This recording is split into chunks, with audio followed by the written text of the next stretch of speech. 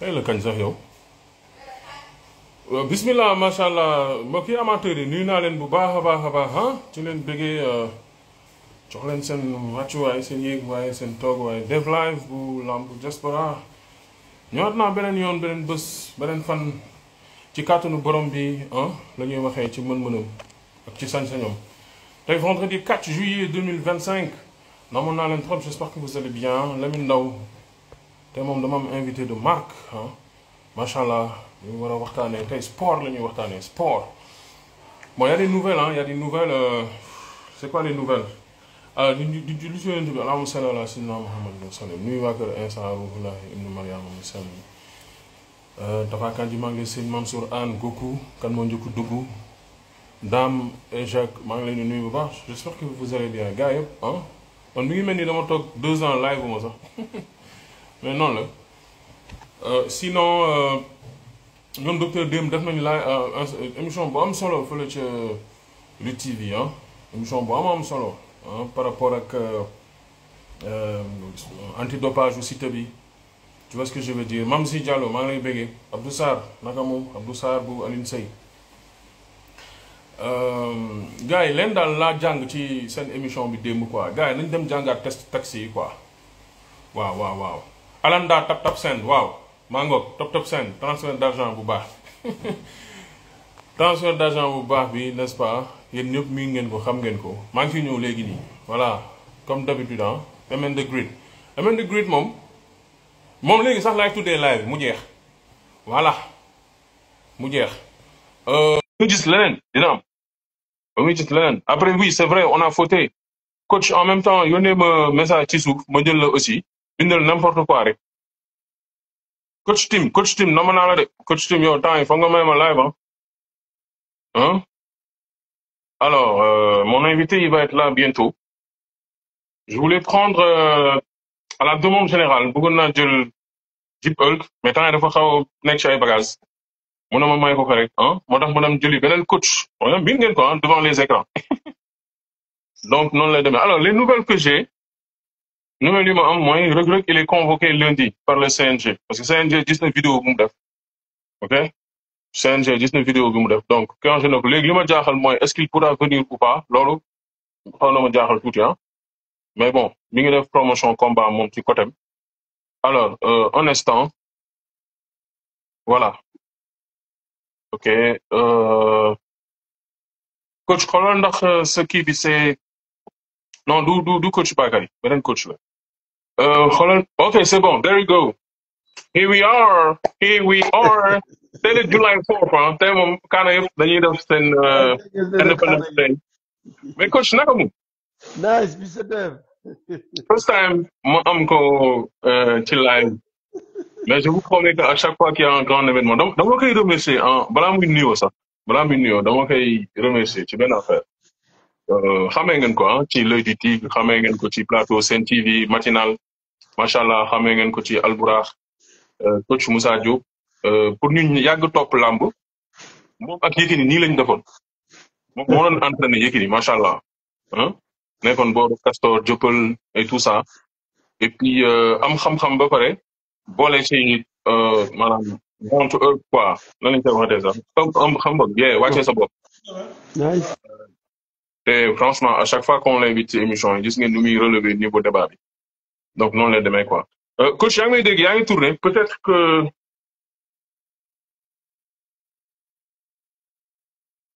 peut-être qu'il reçoit un appel peut-être que il reçoit un appel alors on va relever le niveau quoi sûrement dafay jot appel quoi ok sûrement mi ngi jot appel dina ñëwaat léegi donc les nouvelles c'est quoi c'est le combat personnellement man j'ai eu Baye Ndiaye bu Alburax il m'a confirmé que ne combat bi dina am démb laaj naa ko ndax combat bi dina am mu ne ma dina am gis ngeen promotion combat bi ñoom seen côté bi continuer di am gis ngeen extrait ba mu dugal aussi représentant orate boobu noonu li mu wax ni y a de fortes chances que parce que affaire bi dafa war a dal ci kaw Siteu te tamit loolu mooy dëgg man tamit xam nga duñ mënuma gis dëgg ne lii du dëgg quoi tu vois c'est-à-dire su fekkente ne nit aussi dañ la jox ay chance ne la doxalal lii doxaloo ko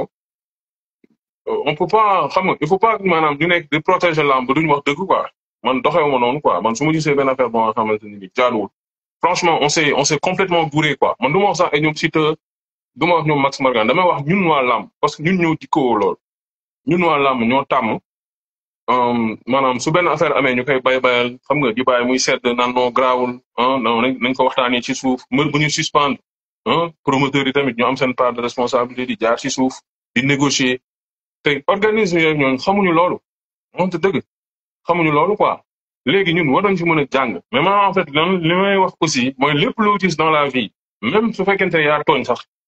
am nga droit nga ñaan njekk quoi waaw am nga droit nga ñaan njekk su dee sanction mënta ñàkk jëm ko reporter parce que waruñu impacter loolu man mooy sama gëm-gëm on doit pas impacter le promoteur bi investir ay millions waruñu impacter aussi Balla Gaye mi nga xam ne yoonam newu ci n'est-ce pas waruñu impacter ñun tamit amateurs yi ñun sax c'est dans une moindre mesure right donc loolu laa si bëggoon wax mais man je l'ai contacté mu ne ma d'ailleurs soo xoolee waa Albourakh ils continuent de faire leur promotion ba léegi nii déggoo ñu yëy si wala yàbbi ci right donc ñoom waxuñu si ñu ngi def lu ñu war a def d'ailleurs Siteu def na podcastam tey suba et puis bon voilà quoi xam nga après kii nee na dopage amul ñaan njekk si am na ñaan njekk am na ñaan njekk am na ñaan njekk dans le sens que démb rek grand bi mi ngi koy wax grand Dembélé bu ñuy nuyu bu baax nit mën na purger penam 1 an mu def demande non gars yi am na ñaan njekk gars yi aussi buñ ko mettil quoi non gars yi buñ ko mettil quoi gars yi non buñ ko mettil non ñaan condamnation à mort sax ñaan njekk am na ci tamit am na dëgg alors bref beneen information bi mooy Sa Thiès il a convoqué woon nañ ko fële ca CNG mu répondre par rapport ak ni ñu ko doon toppee coach Moussa comment tu vas. Respect bro maa ngi lay ziar. big respect coach maa ngi lay bëggee bu baax a baax bu kontaanee maa ngi jégalu téléphone bi moo doon kalaw yi xam nga rek. ak non préoccupation yi ñu am moo changé programme bi. mais je devais être en cours tout de suite là. T'inquiète, je vais pas te retenir benn maximum 30. non mais c'est bon mais tap seen bi xanaa nag dinaa ci am kii quoi. dinaa leen link ak ñoom. non suma gain la. macha allah non macha allah am na solo. non li seen yëpp la yéen a ñëw bu jot bi yéen dañ leen remercier di leen sant di leen gërëm ci touche personnelle ak touche nouvelle bi ngeen indi ci wàllu làmb ji nii xam nga tax ngeen ba gars yi nekk à l'étranger di ko seetaan vraiment chapeau à vous ginnaaw bi ma nuyoo sa internautes yi ak sa téléspectateurs yi ak ñi nga xam ne ñu ngi suivre làmb diaspora à travers plateforme yëpp c'est avec un réel plaisir di partager ak yow parce que vraiment indi ngeen lu bees touche lu bees tax ci làmb ji di nuyu ñëpp di sant ñëpp di jégalu di baaluwaat ak ñëpp quoi vraiment di leen wax ci maamu barak. jërëjëf coach jërëjëf fii bouton bi ci kaw ngay gis nii xam naa peut-être yow côté bii lay nekk soo cliquer foofu di nga gis seen gym set moom mooy compte coach Moussa n'est-ce pas bu 2STV la di Tigre ak fële Albourakh ak aussi seen gym macha allah fële Sen TV nga abonné comme ça suy def live que ce soit ak man ak ñeneen di nga mën a dem suivre page am aussi gën a dooleel page am tu vois. merci beaucoup merci di partage quoi. coach yónnee naa la quelques vidéos bëgg naa ñu waxtaanee ci forme physique dama bëgg ñu commencer déjà ci Ada Fass ak Liss Ndiago ñaari tam rek la ñuy def Ada Fass Liss Ndiago après ñu ñëw ci Balla Gaye Siteu mais mën nañ def benn prox ndoll bu ndaw rek brèche bu ndaw la ñuy ibbi am na benn vidéo bu mu la yónnee sànq gis Boy Niang muy entraîner aussi di xëcc. comme ça nga expliquer ñu un peu noonu la ñu commencé sax ci Boy Niang ñu commencé ci Boy Niang après ñu dem ci. gënul woon nga dugal vidéo bi gars yi comprendre li ñuy wax. non ils vont le voir après. ok. su ma koy monter dinañ gis vidéo bi quoi. ok. waaw soit côté bi wala côté bi. ok c'est vrai. léegi man envoyé naa la vidéo bi parce que voilà gis dama bëgg a xam mbir muy xëcc pneu dañ koy gis souvent quoi mbir yi di xëcc ay pneu ñii di yëkkati soulever ay pneu mën na nekk en salle wala mu nekk ñoom fu ñuy entraîner. pneu lan la doole la kese wala dafa am leneen lu nekk ci ginnaaw même Zarko balaa muy bëreeg Sa Thiès la veille wala 2 jours avant gis naa mu yoon ngan ni marto Eumeu Sène day def loolu lu bari di dóor affaire bi noonu loolu lan la foog nga expliquer ko gars yi.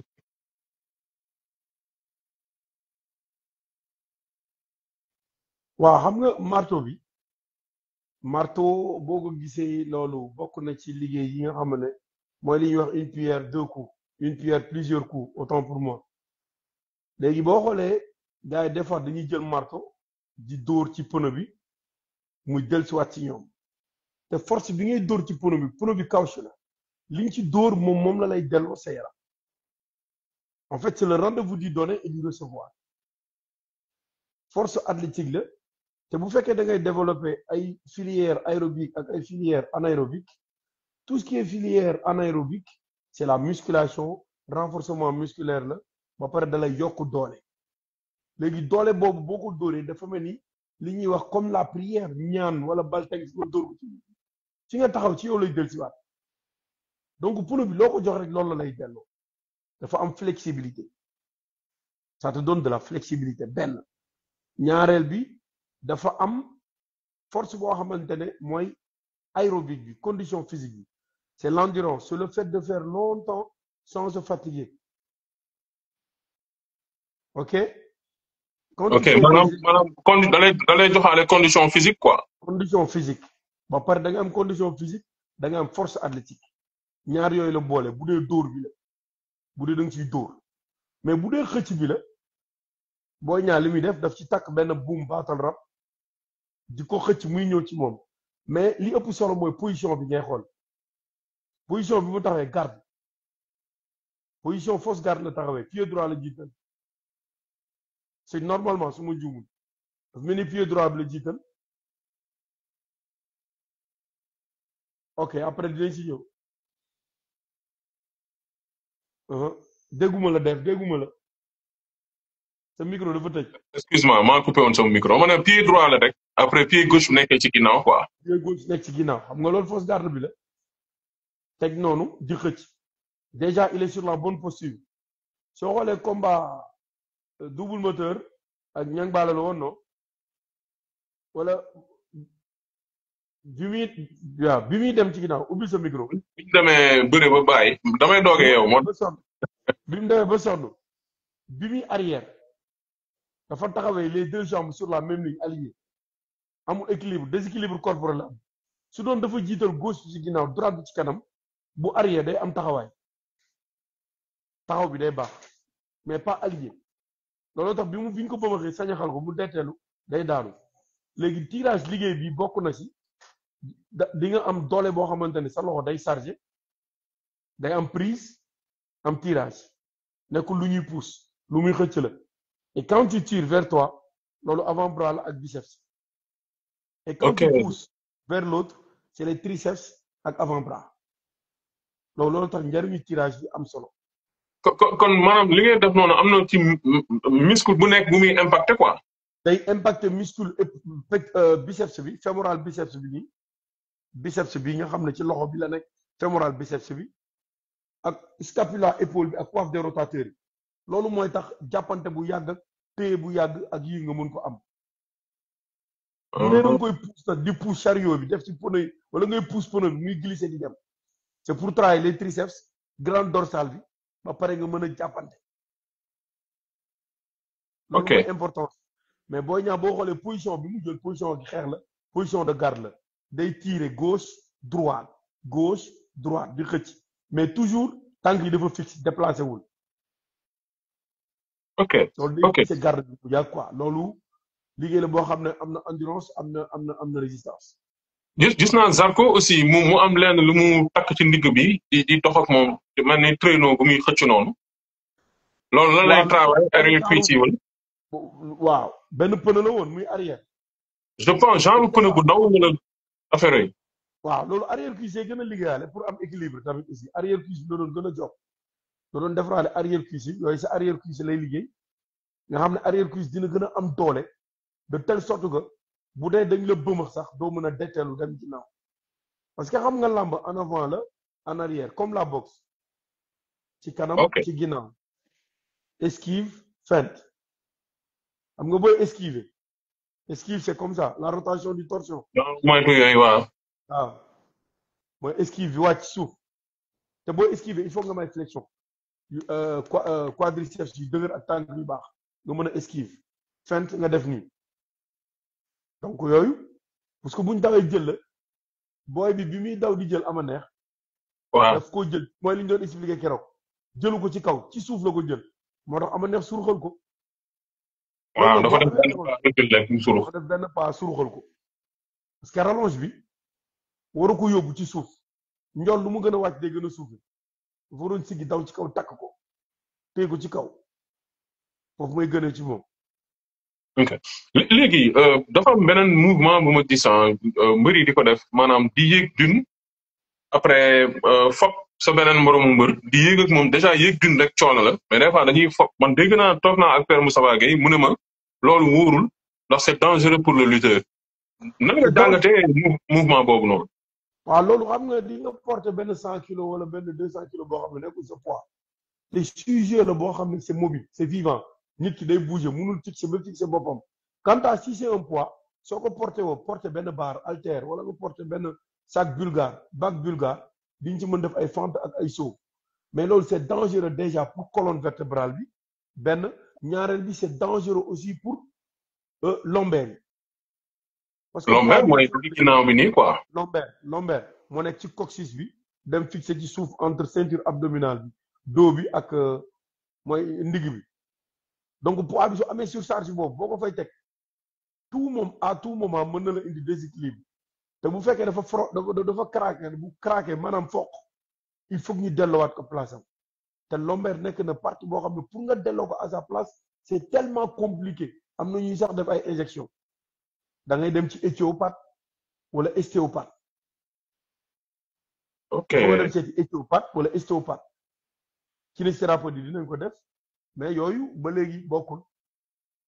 mooy ñii di def chiropratie yooyu noonu nga xam dañu naan crac crac di kii sa yaxu replacer ko. les chiropracticiens yooyu waaw di ko craquer ñuy foq yaxi ñooñu lañu tuddee les mécaniciens du corps am na ñoo xam ne ñoom dañ lay craquer foq la nga dellu sa place am na ñoo xam ne dañ lay jox médicament ñoom duñ la jox garab mais am na ñoo xam ne dañ lay jox garab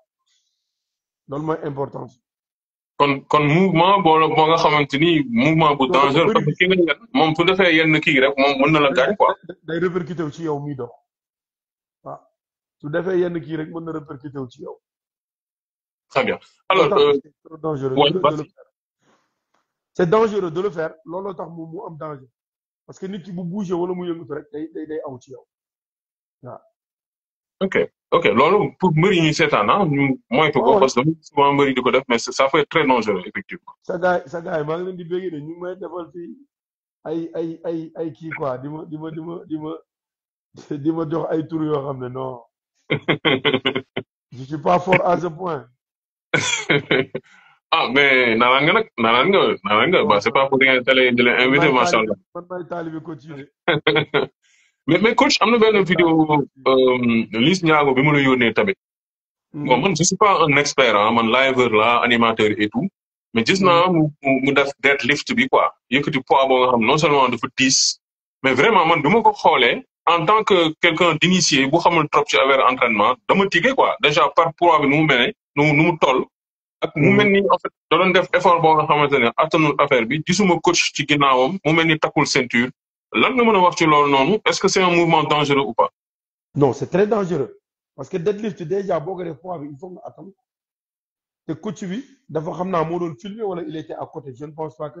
coach bi ñemee na ko bàyyi muy def deadlift à ce point poids bu 10 bu toll noonu soit ñaari coach sax war na mën a nekk kenn ci kanam kenn ci ginnaaw deadlift mooy exercice boo xam ne boo koy def da ngay mel ni ku am arrêt boo pare ñi siy def compétition wala ñu ëpp seetloo ñu bari boo koy def suñu par rek dañuy daanu. am na ñoo xam ne dañuy daanu yàgg naa gis vidéo ñu par rek di daanu parce que deadlift voilà da ngay mel ni ku nekk ci kaw benn knock out la lay def surtout rawatina bu poids bi diisee parce que deadlift bokk na ci fondamentaux yi bu dee da ngay bëgg doole wala ñu lay teel a préparer wala kii mouvement yi nga war a def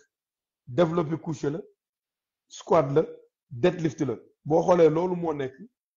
exercice yi ñuy defee compétir powerlifting boo doon def powerlifting ñetti exercice yooyu dañuy jël def par point calculer ko pour nga mën a am racking bi pour nga mën a am les points mooy développer couché muy squat ak deadlift. am na ñu seetaan peut-être duñu comprendre comme man deadlift mooy par exemple poids bi nekk sa kanam. waaw. baara bi ak ay poids am. sa kanamu tibia yi yëkkati ko noonu fekk da ngay sëgg yëg avec le dos voilà mais le dos doit être plat tu reviens buste droit tirage buste droit ok développé couché mooy boo tëddee barre bi nekk ci autoroute poitrine parce que dafa am développé couché à plat développé incliné muy ci kaw pour le haut des pecs ak développé décliné pour le bas du pec. ok À plat c'est cage thoracique bi normal incliné c'est pour le haut de la poitrine et décliné le bas c'est pour remonter pour pec bi am forme soo amul décliné fekk yi da nga génn koy quoi. peg yi génn pour fii parce que am na ñoo xam ne seen suufu peg yi des fois du am volume du am doole léegi pour mu am forme wala mu am masse développé décliné moo koy liggéey soo amul décliné tu le fais pull over nga koy liggéey pull over ci ginnaaw gisoo c'est un mouvement boo xam ça travaille les pecs et ça travaille le dos donc booy def deadlift déjà gisuma ceinture si le poids dépasse poids bi bu dépasser le quart de ton poids rek da nga war a takk ceinture. bi ma la yónnee vidéo bi ñaata nga xayma maanaam poids bi ñaata la parce que ça a l'air d'être peut-être facile je sais pas moi peut-être 150 kilos. waa à peu près wala mu ëpp ko sax parce que disque yi sori na ma soit disque yi day nekk ay pounds te bu nekkee benn pounds day nekk 11 kilos 20 pounds yooyu ou 11 kilogrammes bu dee 45 la 20 kilos lay nekk ou 22. 45 mooy bon effectivement waaw. Dip maa lay seet. voilà poids yi noonu lay demee quoi bu dee kilogramme la nag loolu c'est trop risqué déjà dafa war a takk ceinture dafa war a. xam naa day jot appel.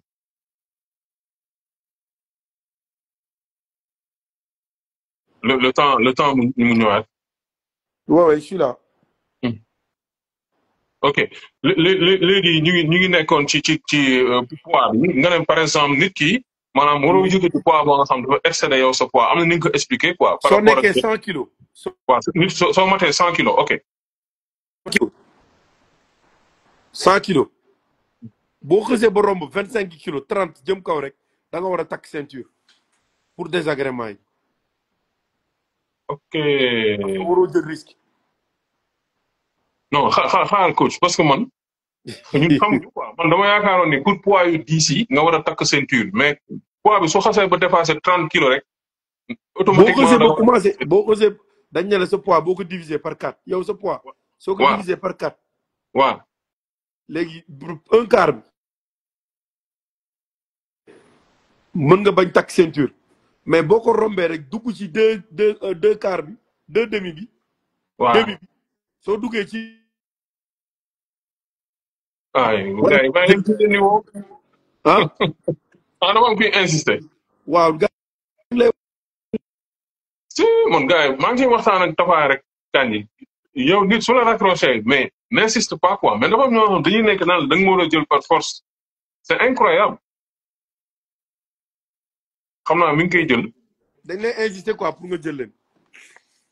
xanaa da lay may xaalis. aw ma xaalis de joxuñ ma dara man de xanaa war nañoo joxe xaalis.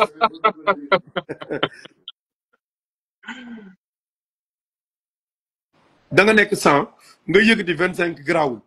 soo duggee 30 jëm 35 ba 50 foofu war nga takk am na ñoo xam ne même bu ñuy échauffé sax dañuy takk ceinture pour sécurité la loolu. échauffement sax war nga takk ceinture quoi. échauffement. problème dorsaux wala problème articulation. très bien très bien alors est-ce que présence su coach dafa obligatoire su fekkente ne mbër maanaam personal trainer maanaam dafa obligatoire soo def yenn mouvement yi. fenn rek la présence su coach wala préparateur physique obligatoire mais warul sori. muy quand il est au repos wala la récupération. su demee ba même repos récupération maanaam sa coach warul la sori. foofu la waaw warul la sori bu dee fa nekk période compétition wala préparation wariyantoo leen war nga nekk seen néeg yow kese war a yéen fi ngeen nekk waroo soriantoo ak moom. parce que yow xamoo fan ngay amee soxla wala fan ngay amee problème arrêt cardiaque wala fan ngay amee benn da nga fàtt wala nit ki xamoo war nga jege de telle sorte que nga mën a woo ku la dimbali wala ku la secourir. donc soo amee ce sujet wala benn athlète mu nekk en préparation waroo ko sori même récupération bi bu dee guddi day tëddi d'accord foofu tu le laisses aller se coucher mais bu dee heure sieste la sax yow préparateur bi wala coach bi yaa war a chronométrer le temps sieste bi bu dee 15 30 wala 45 minutes su jotee rek yaa koy yee même bu dee dafa tëddi mu war a tëdd 21 heures yow 5 heures du matin yow bu tëddee d'accord nga ak moom bu nelawee nelawul bu amul lu koy déranger waree fa woon ci pièce bi mu nekk di noppalu tu sais pendant la récupération wala pendant période hivernale wala période compétition même les couleurs day am na ñuy apporter endroit bi athlète yi di nekk wala sportif fi mu nekk am na couleur yoo xam ne day désagrément la ci récupération am na couleur loolu honnêtement loolu maa ngi koy doog a dégg quoi c'est-à-dire couleur ban couleur moo gën bokk est-ce que parce que des fois du saal bu xonq yi saal ñuul kukk yi am na couleur ñuul am na foo koy defee day déranger nit ki rouge am na foo koy tegee day énervé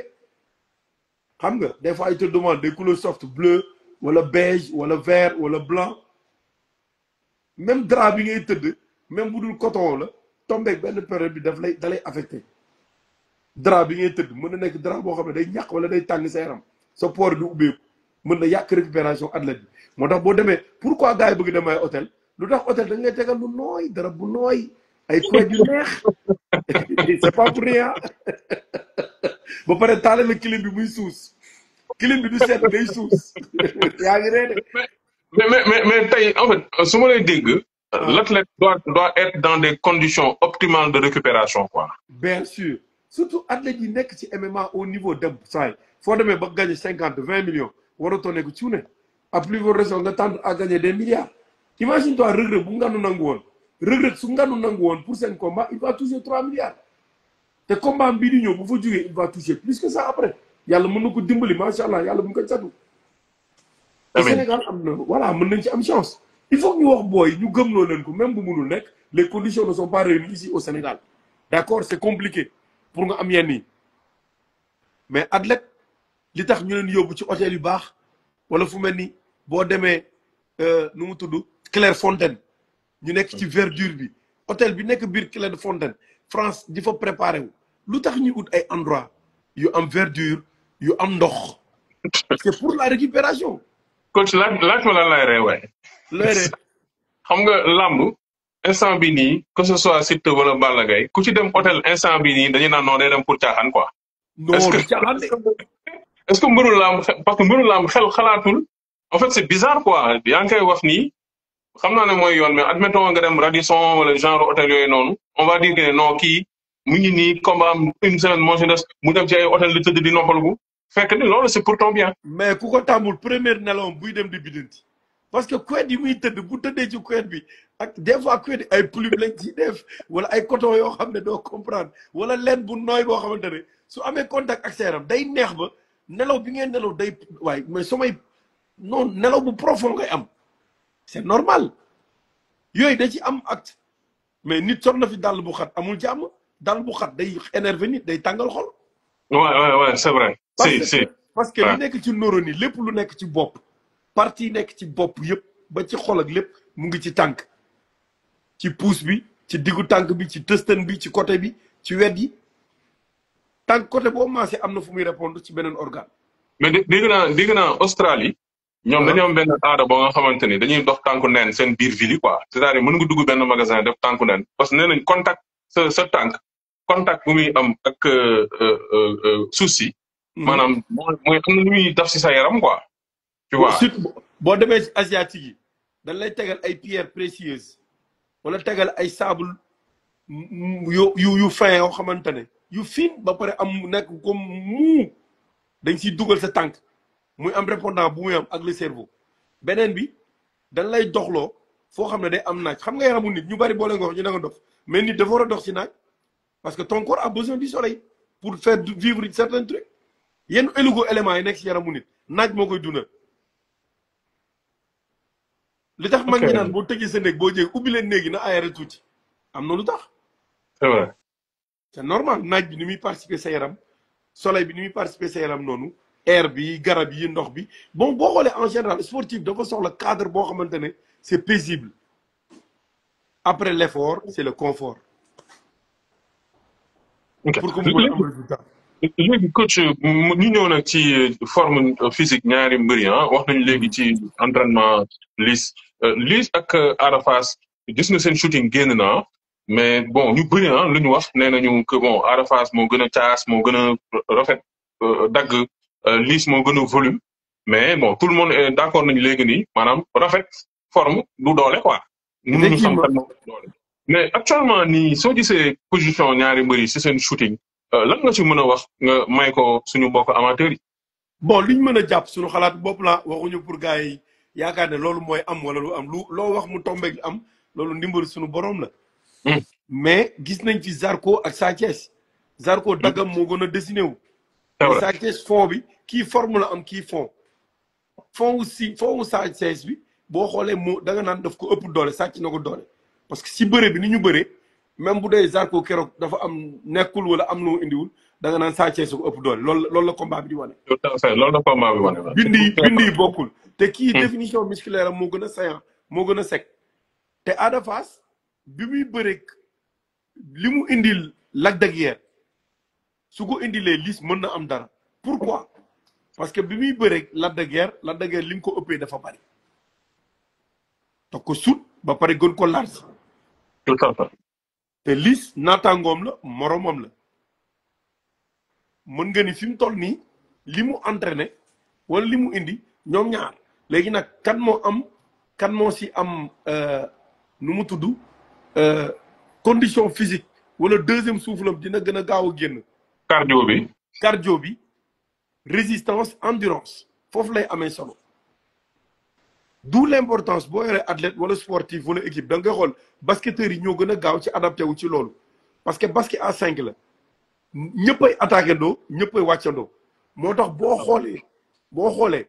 ñi si ëpp ñooy tolloo seen wàllu cardio seen wàllu force physique ak athlétique parce que bu fekkee 5 day attaqué am 2 yu yéex équipe bi day am dents de scie attaque bi ñëpp war a àndandoo. kon su ma la déggee mbër war na mën sax di entraînement basket. bokk équipe basket maanaam pour defar daf ci tax ren boo xoolee NBA entre OKC ak Sanders dañu xaw a yem doole tuuti mais li tax OKC mujj gi mu mujj gagné kii ñoom Gilgeous Alexander soo xoolee seen 5 majeurs dafa mel ni ñoo bokk vitesse bi ñu demee ñoo bokk vitesse bi ñuy ñëwee. ok Mourinho benn année defoon na ko fi même Guardiola da ko def City. il paraît que Paris noonu la gagné aussi c'est-à-dire dem récupérer par bi dañuy bokk même onde yi ñu demee même repas yi alimentation yéen a koy bokk selon li ngeen di lekk yéen a koy bokk pour am benn niveau bi même bu dee tolloo woo leen man mën naa mën a lekk plate ak xaaj yow nga mën lekk plate. docteur Jules mën na lekk ñaari plate Assane Cissé lekk 4 plate. Assane Cissé ma tooñ ko sama grand mën na lekk 4 plate bon. donc mais si li ngeen di lekk même éléments yi ngeen di lekk même ravitaillement bi la même condiment yi la même condition la pour que ngeen xaw a tolloo niveau donne xam nga li ñuy wax nante yi ñooy ànd. d'où l'importance li ñu doon wax keroog ci wàllu catégorisation ñëpp nekk 80 kilos mais bu ngeen nekkee 80 kilos bu fekkee ñëpp 1 mètre 40 1 mètre 75 wala 1 mètre 80 la foofu day gën a baax.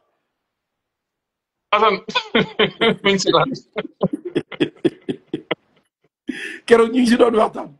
comprendre nga loolu tax catégorisation de poids et de taille am solo. ok donc léegi loolu bu fekkente ne nag ñaari mbëri dañoo dem kii am condition physique kii amul condition physique wala kii deuxième souffle la mooy gën a gaaw géem soo gisee mbër yu mel noonu ki nga xam ne moo gën a diis des fois moo ëpp masse moom combat éclair lay soxla combat bu gaaw prime dip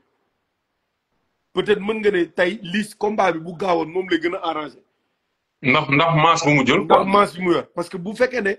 Ada daf koy déplacer di bouger moom lu mu yàgg-yàgg sonn buy am moom mooy njëkk parce que masse musculaire volumineuse pondérale bi mu am mooy ci jouer. parce que quand tu fais la multiplication de 1 par 10 ça te fait 100 de 100 par 10 ça te fait 1000 ainsi de suite tonnage bi day yokku. parce que koo jox benn 100 kilos mu yëkkati ko 10 fois 100 fois 10 ça fait combien. 100 fois 10 je crois que c'est 1000 voilà ça fait 1 tonne. nit mën na ko yëkkati sans mu rendre ci compte. ok. est-ce que comprendre nga. Oui. soo yëkkatee benn 100 teg yëkkati 200 300 400 yëkkati nga 1000 égal à une Une tonne tonne. 1000 kilos. Ouais. léegi nag bu fekkee ne aada dafa liggéey loolu moom mën na tirer combat bi endurance mu def résistance ak endurance jéem ko sonal ko ba mu sonn pour mu yóbbu mais bu dee liis li ñuy wax dijj dëgër ko gën dijj na dëgër na am na endurance bu boobaa combat bi day metti ci aada. léegi combat nag de calcul boo xam ne kenn ku ci nekk sa fort fi nga ko jotee rek comme genre attaque placée la da nga koy teel a exploité boo ratee occasion dugaloo ko équipe contraire bi su amee daf koy dugal yow mbër fi nga jekkoo sa adversaire pour def clé yow daaneel ko rek mu jeex soo ko daaneelul mën na def contre clé ba daan la ci loolu. comprendre nga. ouais loolu mooy seen différence ñoom ñaar quoi. mais léegi bu njëkk mbër yi da nga naan andi esthétique amul woon solo mais gis nañu ne léegi mbër yi dañuy dem ba am ay abdos sax gis nañ ko ci Arafa gis nañ ko ci Siteu. mais gis naa ko ordinateur. ordinateur waaw. il est magnifique. bel athlète bel homme. mais des fois da nga dégg yenn amateurs yi ñu naan la ay non lamb du forme affaire demee noonu du forme bu rafet tu vois ay dijji dëgër ko gën genre wax yooyu noonu. est-ce que mën nga am forme bu rafet par exemple bodybuilder yi di nga gis ils ont de belles formes mais des fois cardio bi du nekk foofu quoi parce que cardio moo la nga moo ne la xam mënoo ko natt en fait. mais loo si mënti dégg da nga xool sunu papa Manga 2 Manga mbëri moo leen ëppoon biir mais moo leen ëpp condition physique. c'est vrai. Manga c'est un professeur d'éducation physique c'est un préparateur biir bi lu mu rëy sonalu ko mën na ci def lu mu bëgg mën nga dóor fii ba suba. selon Gris 2 gis nga ko nu mel Maodo. selon sa bind ni nga mel entraîneur lu tolloog noonu yow sa yaram li mu soxla ci poids bi nga am ak taille bi jox ko li mu soxla noonu yow yaay jox sa yaram li mu soxla munoo tolloog ki nga xam ne damay bëri moom mu def li mu def rek non yow sa yaram li mu laaj wala li mu soxla parce que dañ naan la nit su fekkee da ngay def 1m80 waroo romb 80 kilos wala nga dem 85 ba 90 mais boo rombee 90 kilos jëm 100 wala kii nii rek yaa ngi dugg ci phase obésité. parce que surplus de 15 kilos wala 20 kilos obésité la. te loolu day joué ci sa cardio. te loolu day joué ci articulation joué ci gène nit ki joué ci condition physique nit ki. looloo tax athlète wala kuy soog a commencé sport même boo ko gisee bu ñu la joxee ku bees yow mooy li ma la wax taxawloo ko xam posture am dès l'instant que mu taxaw posture di nga xam fan moo am faay après nga def loo ko yenn mouvement yi pour xool assouplissement yi. assouplissement yi moo lay woon fan la am faiblesse ndax articulaire la wala musculaire parce que nit mën na am problème articulaire maanaam muy cheville hanche poignet cou wala talon bi fi muy nekk mais bu dee musculaire la mën na doon pectoral wala mu doon dorsal wala mu doon arrière cuisse wala mu doon mollet donc il faut nga xam ndax problème musculaire la wala articulaire su dul loolu lépp nit ki dafa am problème nerf ci biir. ok yooyu posture mooy tax nga xam ko. léegi boo amee sujet bu bees da nga koy doxloo soo ko doxloowee nga waaxuloo ko soo ko waaxuloo nga soo ko dawloo mais fii gars yi da nga ñëw rek ñu dawloo la xamuñ ndax ki mën na daw wala mënul daw su dawee doo gis déséquilibre bi day gaañu balaa muy daw il faut mu dox c'est la même chose que xale bu soog a judd day wut fu mu jàppandu su jàppandoo ba taxaw mu commencé di raam su raamee ba raam bi dëgër muy commencé di dox suy dox xale boo gisee mu ñemee tànk bi dox bi mu dëgër rek da nga koy gis day gaawoon après daw la ciy def loolu tax xale dañuy daw rek loolu c'est la volonté divine yàlla moo bindee noonu nit moo mel noonu léegi nag ci wàllu entraînement loolu ngay indiwaat pour nga bañ a gaañ sa athlète pour nga gañ a gaañ mbër bi mais bu dee koy soogul jël la les 10 premiers jours wala 2 semaines yu njëkk yi da nga koy doxloo muy dox di dox ba nga xam condition physique am ak moom lu mu mën ak fan la war a toll su paree nga commencé loo ko waaxuloo soo demee ba phase waaxu bi normal nga commencé ko trottiner loo su demee ba trottiner bi baax nga commencé ko accélérer loo après nag tu vas rentrer dans la phase du vite lent vite loolu nga xam ne ay montées et des descentes la boobu boobaa di nga am da ngay am bërët bi li ñuy wax bërët bi da ngay am boo toogee da ngay am boo taxawee maanaam am xol bi am yaram bi am cardiovasculaire am cardiomusculaire donc looloo tax bu nit di préparé wu li njëkk mooy nga defloo ko endurance résistance puissance force explosivité nga doog a dem ci plio proportionnalité ainsi de suite ba nit ki nga mën a am li nga bëgg ci moom. très bien très bien alors fii nag la ñuy aborder suñu dernier thème ah mooy forme physique ki nga xamante ne mooy shooting ah. Balla Gaye ak Siteu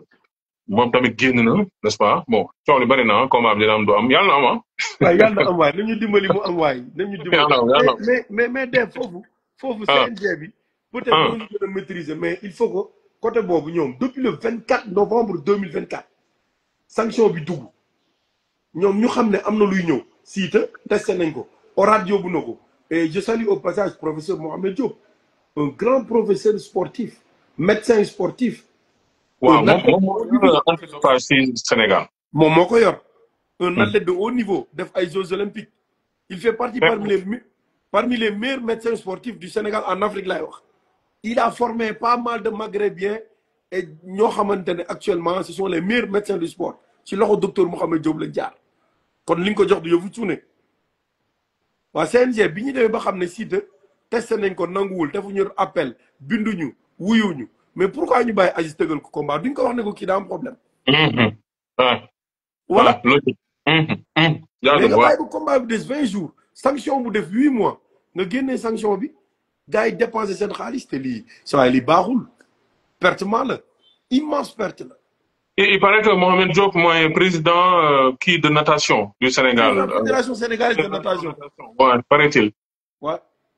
C'est l'un des meilleurs médecins au sport au Sénégal. Un homme très effacé. doo ko dégg doo ko gis man démb laa koy soo gis ci plateau des sports. ah démb mu yoon des sports ok am na ku ma yónnee. ok je vais regarder. il est pieux. non il est pieux. il est modeste xam na li muy def et il tâtonne pas. mais noo jàngatee réaction waa làmb xam nga ay dañuy xeex ay kii. non yenn incompréhension loolu ñenn ñi ngi wax lu ñu xamul. sport làmb buñ ne du sport yéen a ko dégg naa la ngeen koy wax gars yi bu ñuy wax loolu dañuy saboté làmb bu nekkul sport lan la mbëri dañuy entraîné dañuy dem salle dañuy dem France dañuy dem fu ne dem INSEP nañu wax ne bëre ak dóor la ñu dugalugul ci anal yi wala dañ ko intégré gul comme ni yenn sport yi intégré wul ci biir Jeux olympiques wala dañ ko accepté gul fenn fi wala internationalisé guñ ko lutte avec frappe Sénégal rek la am nañ wax loolu mais bu sport la. ok. bu ñu wax ne du sport la comme yeneen sport yi. mais yow est-ce que tu as fait face en tant que coach à des athlètes ay mbër mën na bañ a nekk mbër yoo nga xamante ni dañ doon utiliser ay affaire de dopage ak surtout nga gis ay conséquences yu nekk ci seen yaram. waaw non mais dopage moom bul sonn képp ku koy jël. c'est à long terme la lay jàpp.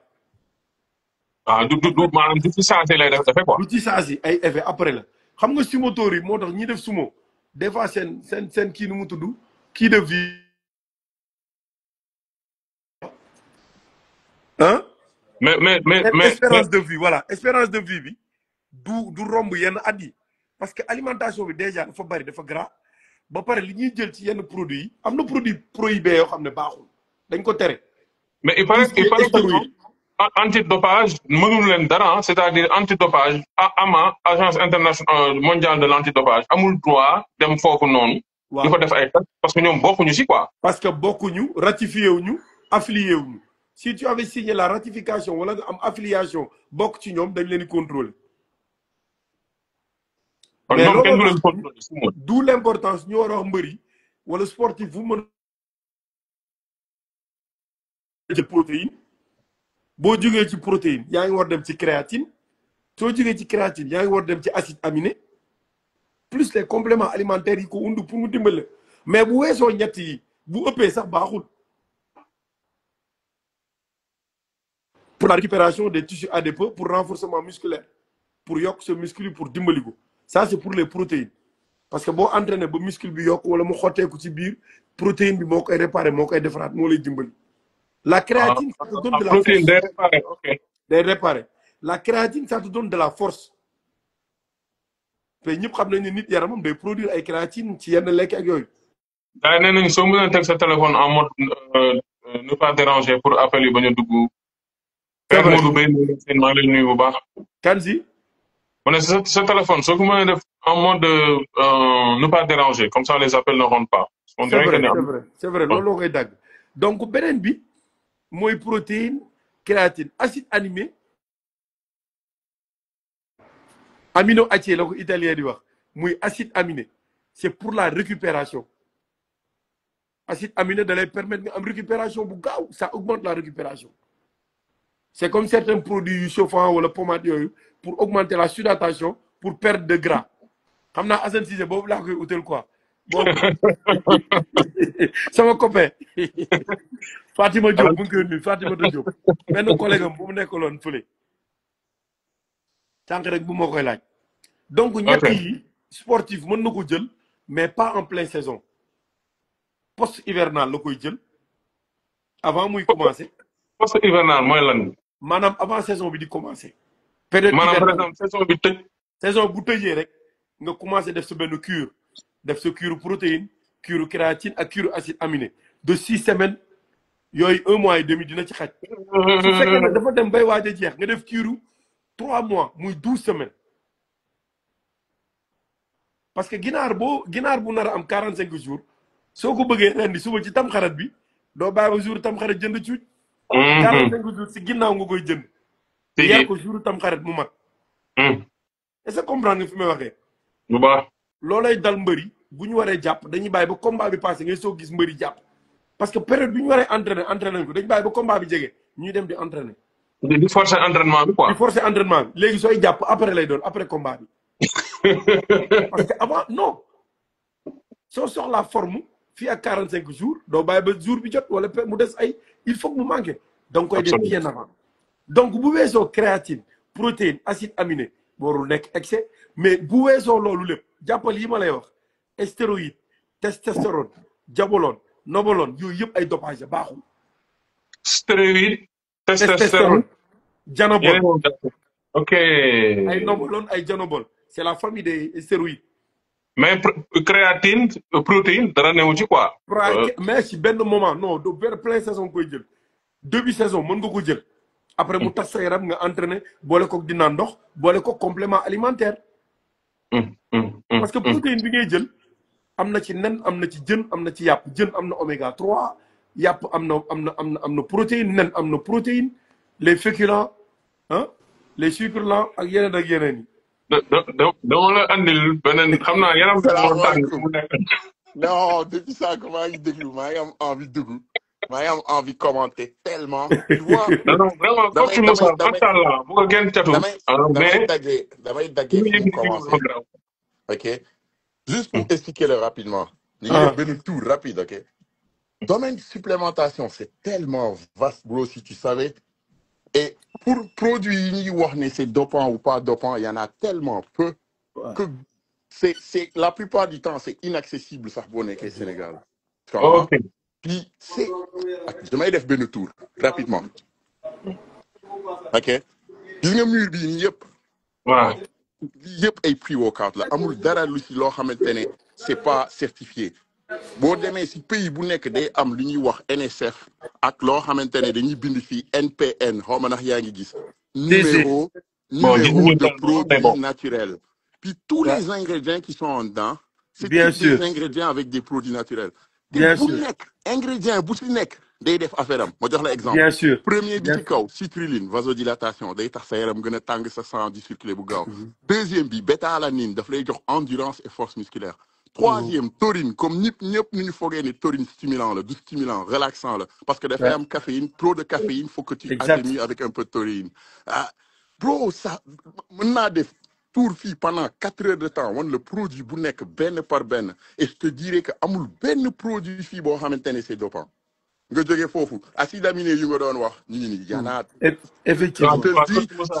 dis c'est un univers boo xamante ne c'est je te le dis c'est complètement tellement vaste noonu créatine monohydrate bi c'est tellement vaste c'est tellement bëri ay affaires yu ndawaan que yenn saa yi am na ay compagnie yoo xamante ne dañuy jël ay benn ingrédient bu ndaw dugal ko si benn produit vite fait puis yow doo ko xam boo demee def benn test nga testé positif alors que yow xamoo woon ne moo tax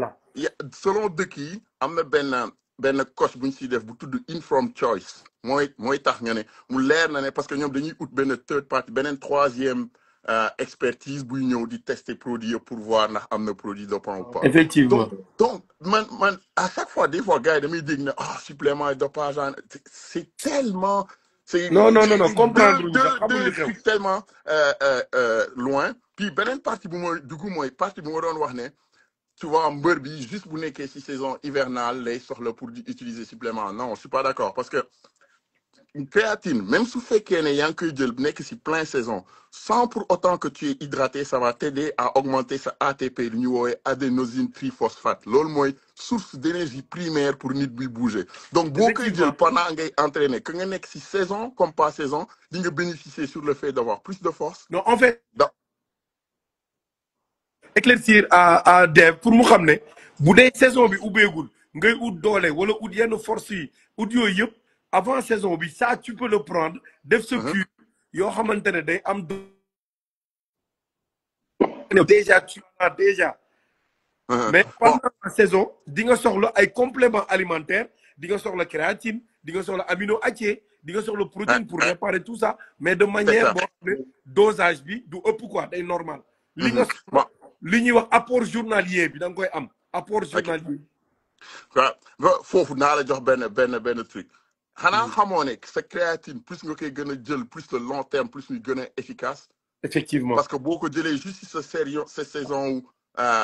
bi ngay jëlee prise de masse boo ko arrêté wee sa rétention d'eau bi ngay def rétention boobu du si biti rétention d'eau intracellulaire donc si biir muscle la. Donc, pour que mu efficace, faut que mu saturer ses sérum. Donc, faut que mu am durée bu conséquent. Alors, si tu fais ce hivernal, bu nekkee 1 mois, 2 mois, da ngay def prise de masse, mais balaa saison bi di commencer, surtout que mbër yi dañuy traîner si biti, dañuy transpirer lu bëri, dañuy pertaat ndox boobu rapidement. Donc, pour mbër, c'est pas efficace de def ko de façon juste hivernale. Non, mën nay def par curée, par 5 grammes bi nga soxla par jour, muy continuer tout le temps, de prendre beaucoup d'eau. Et moi man su ma amoon bër 3 mois lay nekk off si créatine yeneen mois yi si des yëpp dafay nekk si créatine tout le temps. Bien sûr. Puis 3 mois yooyu c'est juste mais xam nga on est dans le mois de Ramadan lay nekk. beneen bi boo paree sa compétition may sa yaram mu noppali ko tuuti parce que l'idée c'est souvent maintenant da ngay gis sax ay màgget yu ñëw à 70 ans c'est bon pour le cerveau dañuy jël 5 grammes de créatine chaque jour tu vois. Donc, ñun ñoo non fii extraordinaire. Non, mais tu vois, à la salle, da ngay gis ku jël protéine di nëbbatu mel ni li muy jël baaxul. Bro, mets-toi à l'aise. Li ngay jël du dorog. Vas-y. Non, tu en as besoin, le corps en a besoin. Te taux de testostérone bi li mu war a soxla sa yaram li mu soxla ci récupération. Tu en as besoin du dopage jël ko. Tu vois, mais fii c'est un pays difficile à parler. Sénégal dafa métti moo tax man def moo ma tooñ di ma génnee ni def di ma wax loo sax mais du ma bëgg sax génn damay ñëwaat ci testostérone bi nga wax nii léegi c'est le mot testostérone chaque fois soo ko déggee rek les gars ils ont peur dès boo waxee testostérone rek dañuy jàpp ne comme la plupart du temps dopage non ñun góor comme jigéen ñun ñëpp am nañ suñu hormone oestrogène ak sa hormone testostérone mais testostérone mooy góor góor yi sax am na góor yi sax dañ koy am mais en niveau plus bas góor yi ci bëri le mooy ñi di am ay bitch ak ween xaw a am na signaux yu bëri moom nga koy gisee sax pour xam ne nit ki dafa am dérèglement hormonal pour ñëwaat ok mais même si biir supplémentation am na ay suppléments yoo xamante ne day dem booster ce niveau de testostérone de façon naturelle tu vois ligne bi nii yëpp ay test booster la te produit boo si mënti jël day am lu ma lay wax tout à l'heure NTN donc et la plupart du temps c'est ay plantes yoo xamante ne plantes yoo xamante ne lu mel fenugrec maca tribulus shilajit y en a beaucoup ay ingrédients yu bëri yu spécifiques yoo xamante ne boo doon gëstu bu baax yenn saa yi da ngay gis garab bi nga ne oh shit lii am na Sénégal am na ñu ko doon utiliser donc moo tax boo xoolee maam yi ak ñu njëkk ñi genre plante yooyu dañ doon utiliser ñoo gën a njaxlaf gën a góore que maintenant ñi nga xamante ne dañuy judd ñu leen di jox biberon nido Nestlé et consorts donc et la différence se voit selon temps bi puis maintenant dañ ko commercialiser de telle sorte que pour nga am ko léegi dafa gën a cher tu vois c'est des produits yoo xamante ne benn bu nekk moyenne bi c'est autour de quoi 70-80 $, donc 45 000 soo ko 40 000 soo ko convertir mais c'est tout da nga mën a am takku ngeer fii takku ngeer nga mën ko am 200 persil nga mën ko am 100 francs ak laurier ak xorom Ngeer lekk mooy ak buy bi biotique bu gën a kon efficace. suñu produit naturel yi ay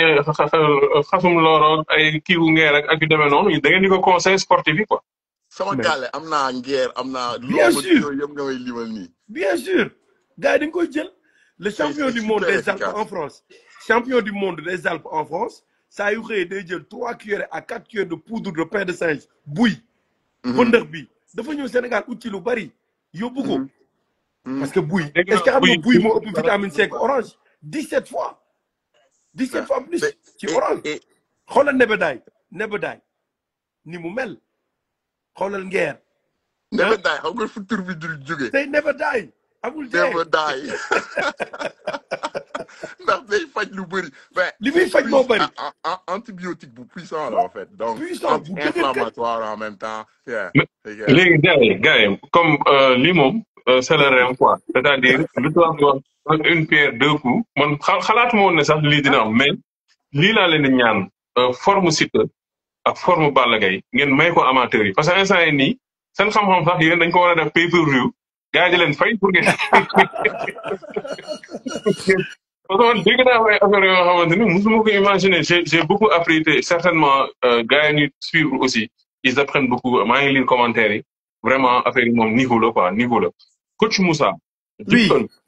ñaari shootingu ñaari gars yi nan ngeen ko gisee nan ngeen ko jàngatee ndax mën nañu wax ni parce que ñu bëri ci lu ñu wax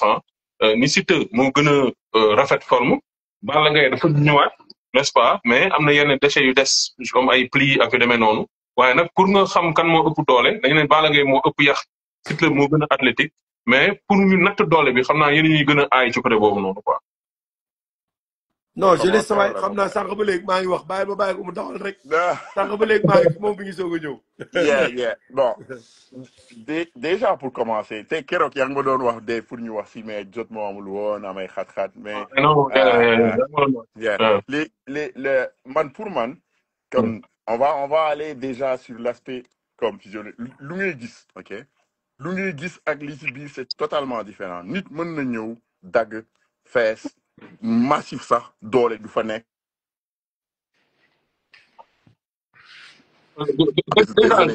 déjà li may njëkk a laajte y a des rumeurs qui veulent que Balla Gaye photo bi dafa yàgg ñu reprendre ko monter ko et tout est-ce que selon vous c'est des photos qui sont récentes ok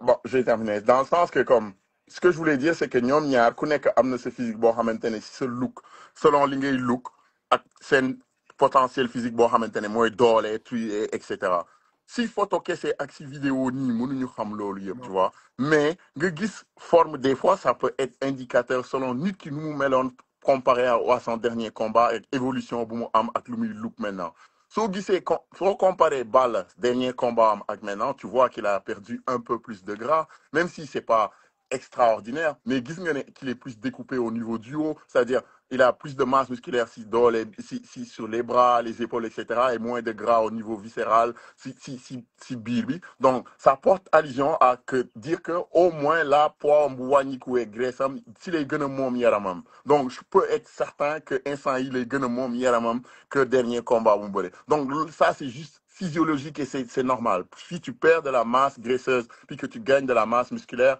t'as plus tendance à contrôler maanaam moom sa yaram en temps normal loolu mooy aspect numéro 1 aspect numéro 2 man Balla bu loxo yi ngande avant bras bi ngande si biir bëree ça l'arrange c'est quelqu'un koo xamante ne dafa mën a manœuvrer mën a dóor heurtal harceler donc s'il est développé sur ces plans là donc man jàpp naa ne fu mu jàppante et aussi dorsaux yi aussi fu mu jàppante ak Siteu bu xëccee Siteu ne kaay fii Siteu daf koy topp man loolu gëm naa mais par contre fu may indee mais mooy gisaguma tànku Balla ba léegi que ça soit si vidéo yi ak yëpp day sol pantalon bu gudd donc de loin tu ne peux pas voir comment qu'il a développé ses jambes pour gën a équilibrer kawam ak suufam kawam gis nañ il a évolué il a perdu et cetera mais est-ce que tànk bi suuf bi suivre na suuf bi bu suivrul comme kaw bi égal rëpp égal perte déséquilibre facile égal manque de mobilité ndax sa tànk ak sa bas mooy def lépp finition yi yëpp foofu lay jógee tu vois donc je trouve que moom boo koy analyser en lui tout court am na évolution comparé à la dernière fois mais est-ce que l'évolution est complète au niveau de ses jambes, etc. Est-ce qu'il est plus équilibré qu'il l'était avant? Ndaxte déséquilibre avant, c'était phénoménal, c'était intense. Moo tax booy xool combat yi mu mujjee perte yëpp la plupart du temps day rëpp. Après ñu jeexal ko foofu moom ak Eumeu Sène moom ak et day am problème d'équilibre la plupart du temps et le fait qu'il avait des problèmes au dos fait que ça accentue encore plus difficile que les boobu du mën a train tànk yi comme optimalement pour gagner masse ak doole bu bëri si tànk yi ok maintenant si je vais du bord de Siteu. C'est le dernier thème hein. Coach Moussa on a fait 1 heure mais fii c'est vraiment le dernier benn extra 10 minutes ak ñu pare quoi. Yeah. léegi suñu demee si non mais xam naa man léegi ma daw sax parce que boo xoolee job bi jeexaguloon dama ko kët gis nga maa ngi nii foog nga yeggali bagage yi. moo tax ma bëggoon nga laal ci Balla Cissé rek après. sama gars yi bu ñu leen toppee université lañ jëm. wilaay léegi ma jeexal ci côté Cité rek après j'y vais. Abdou ngi nii sama préparateur physique. Vas-y yaa ngi woon nooy excuse-moi. léegi su ma ñëwee yaa ngi wax ne Balla Gaye coach Abe dimbali nga couper sa micro s'il te plaît Serigne Diour ñu ngi leen nuyu bu baax a baax a baax. parce que yaa ngi doon wax ni maanaam Balla Gaye il faut que mu su kawam baax na mais su liggéeyul suufam rek mën na gaaw a rëpp quoi. Même Abdoulaye maa ngi seen say commentaire. puis déséquilibre boobu dernier combat yëpp mooy li ko gën a sonal même si su fekkee ne si kaw bi jël na biir jël na graisse loolu yëpp deuxième la parce que moom mbër boo xamante ne que mu am poids mu ñàkk poids il est agressif il bouge ok donc finition am tànk yi bu feesee loxo bi fees kenn du ko bouger loo centimètre puis il l'a dit tout à l'heure moom yax bi yax bi dafa diis il a la facilité il garde sa masse musculaire doole bi mu ngi fi vivacité bi mu ngi si donc finalité bi mooy tànk yi topp rek game over bu ma ñëwee maintenant si côté Siteu évolution constant Siteu bokkoon na si mbër yi nga xamante ne moom laa doon gën a clash moom ak Tapha Tine parce que pour man j'ai toujours trouvé que moom toppul potentiel am ba mu sës tu comprends dama et ça c'était basé sur les trainings man je me base que si entraînement yi ma doon gis lu mu doon yëkkati charge yu mu doon def et cetera donc pendant ce temps moi j'ai vu gis naa nag évolution une très bonne évolution boo xamante ne maintenant il a une bonne masse musculaire pour njool am tànk yu fees noonu puis je le vois en mouvement donc tu vois et tu sens que ne kii dafa train dëggantaan pour mën a egsi fu mu yegg gravirul échelon comme ñenn ñi ngi koy foogee ba mën a foog ne sax ne dafay doppewu même si ça ne justifie rien mais évolution constante sa masse musculaire c'est bien proportionné lenn rek mooy c'est le truc qu'il avait eu sur son haut du dos ok boo xamante ne en général loolu dérèglement hormonal moo koy def et qui dit dérèglement hormonal extrême dit les stéroïdes c'est que peut-être loolu mooy indi flag mooy indi potentiel ñii di tester mbëri ne oh pourquoi mu am lii pourquoi am na lii ben lui il est assujet à comme nekk koo xamante ne il s'est dopé mais ça veut pas dire que c'est réellement ça maintenant adversaire bu muy am neexoon nañ doole si suuf peut-être mais si kaw Balla daf koy sàcc doole tuuti maintenant loolu kese nag du bëre doole kese du bëre. ok kon côté kaw yow da nga ni Balla Gaye da koy sàcc doole mais su fekkente ne ci kaw ba ci suuf la beneen affaire la. léegi par rapport à la forme Siteu tout le monde est d'accord ah ne maase na mu gën a maase bu Balla Gaye mu gën a dagg mais Balla kii yooyu muy am voilà mu mel ni tu vois gars yi ñu koy xaw a saboté sax si réseaux sociaux et tout loolu lan la doole la wala dafa am loo nga xam ne dafay wàññi si doole wala ça ne veut rien dire. lanu. genre déchet yi mu am quoi ay réew fii tu vois ce que je veux dire. non mais xam nga réew lan la réew c'est nit koo xamante ne da nga jël masse graisseuse bu bëri wala masse musculaire bu nga xam ne sa yaram dafa dem sa der dafa dem ba taaweeku xoola maa ngi nii dama seetlu instant yi am naa ay réew fépp c'est normal réew mooy nga jël benn masse puis nga perdaat masse boobu noonu donc sa der dafa subir benn pression en s'étirant donc bu lâché wee c'est normal nga am réew au contraire nit yi bu ñu gisee réew dañu war a kontaan si moom ça veut dire qu'il a vraiment travaillé puis qu'il a perdu de la masse graisseuse. ok. parti yooyu pour de vrai c'est des esthétiques ça veut rien dire c'est loolu wàññiwul dara ak ses performances puis boo xoolee masse musculaire am overall en globalité wàcciwul dafa yéeg man su ma doon su ma gisoon Siteu rien que ma gis vidéo ak nu mu mel ak loxo yi nu mu mel oublie ça naa traîne sama loxo ba man tamit fu ma jàppee du ma bàyyi ndax instant yi je suis 1000% certain que ne si Balla fu mu jàpp Siteu du ça sera très difficile mu lâcher prise bu muy am dafay baax trop poñ bu muy am dafay baax trop. Donc, ok soit ñaari option mooy am si biir combat bi damay mobile de telle sorte que du ma ko bàyyi mu jàpp ma donc je vais jouer sur les déplacements en se disant que tant qu'il fait sur le torop le faire bouger le plus possible taper di daw di ko le faire bouger au max Balla buy attaquer day xër te xër boobu noonu rek la ko si mën a amee mais buñ jàppante ok mais mais mais Dev dafa am lu ma bëgg a wax sama waa ji rek Jib maa ngi lay ziar. waaw live bi nag on a fait 1h05 après très rapidement rek donc dinaa la jël en spécial. dama mënul woon ñàkk ba a dugg juste pour faire quelques témoignages ci entre Jib Pël ak coach Moussa parce que xam nga ñoom ay nit lañ ñoo xam ne ay nit ñu modeste lañ gis nga Dev genre live yi dafa am solo parce que tey làmb dafa bëri ay aspects yu ci nekk aspect athlétique bi mi ngi ci aspect technique bi mi ngi ci mais tey bu ñu ñëwee ci aspect athlétique bi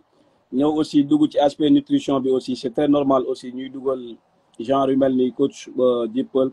nga xam ni moom en terme de nutrition il est calé parce que tey mën na la wax ci créatine mën na la wax ci protéine parce que man je le connais c'est une personne boo xam ni damay waxtaan ak moom du tey yàgg na xam naa ni xam nga ci côté nutrition am na ci xam-xam bu bëree bëri donc c'est très normal aussi yenn yi su amee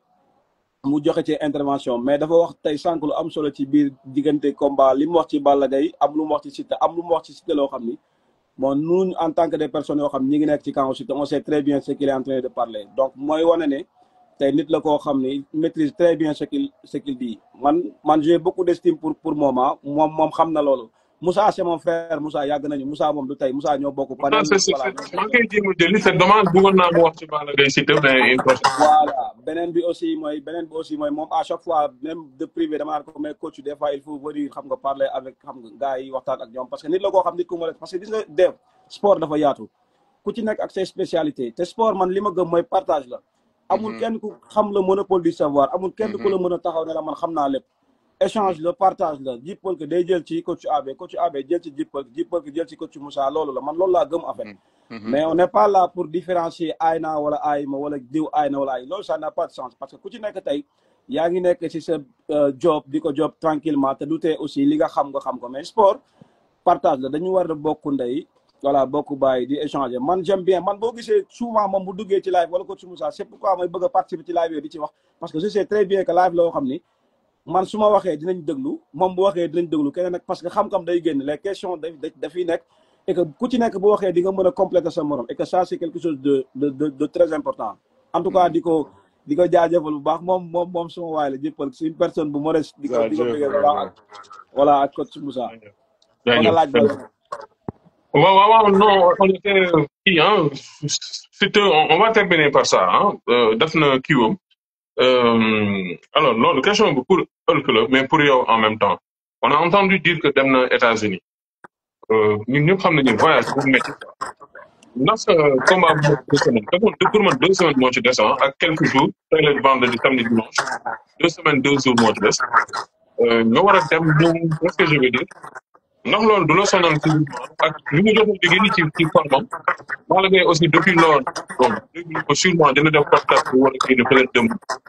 ci loolu laa bëggoon di ñëw ak podcast am après ñu tàggatoo. bon xam nga def nag aussi man personnellement je pense que démb am na lu ma ci wax ci plateau du TV bi bon xam nga combat bu des pratiquement 15 jours ñu ne combat bi dina am ñi ne combat bi du am man personnellement amaguma benn certitude buy wane ne peut-être combat bi mën na am bon damay xaar comme ñëpp. est-ce qu'il a voyagé voilà le voyage de Siteu voyagé wul bon loolu je préfère peut-être de le garder en privé parce que tey am na loo xam ni voilà dañu nekk ci combat ci lu mu nekk xëy na xam naa ko mais ak lu ma mën a wax daal mooy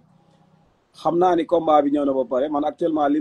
nga xam te ni mën naa ko wax mooy que ñoo ngi man maa ngi déglu personnellement pour xool fan la war nañ di muddi ak bëtam parce que il paraît que combat bi pour mu am ça va être très compliqué parce que man déglu naa démb ki jiite organisation nationale bi ni mu waxee peut-être sama xel xaw na tey tuuti mais lépp mën nañu am ba tey possibilité pour mu am loolu yàlla rek moo xam mais man personnellement maa ngi déglu maa ngi xaar bu fekkee combat bi day am en tout cas Siteu mi ngi nekk ci ay préparation ci li mu war a nekk mi ngi ci nekk donc di xaar di si voilà quelques jours la yenn information la ñuy am quoi. Très bien. Alors, lii laa leen rek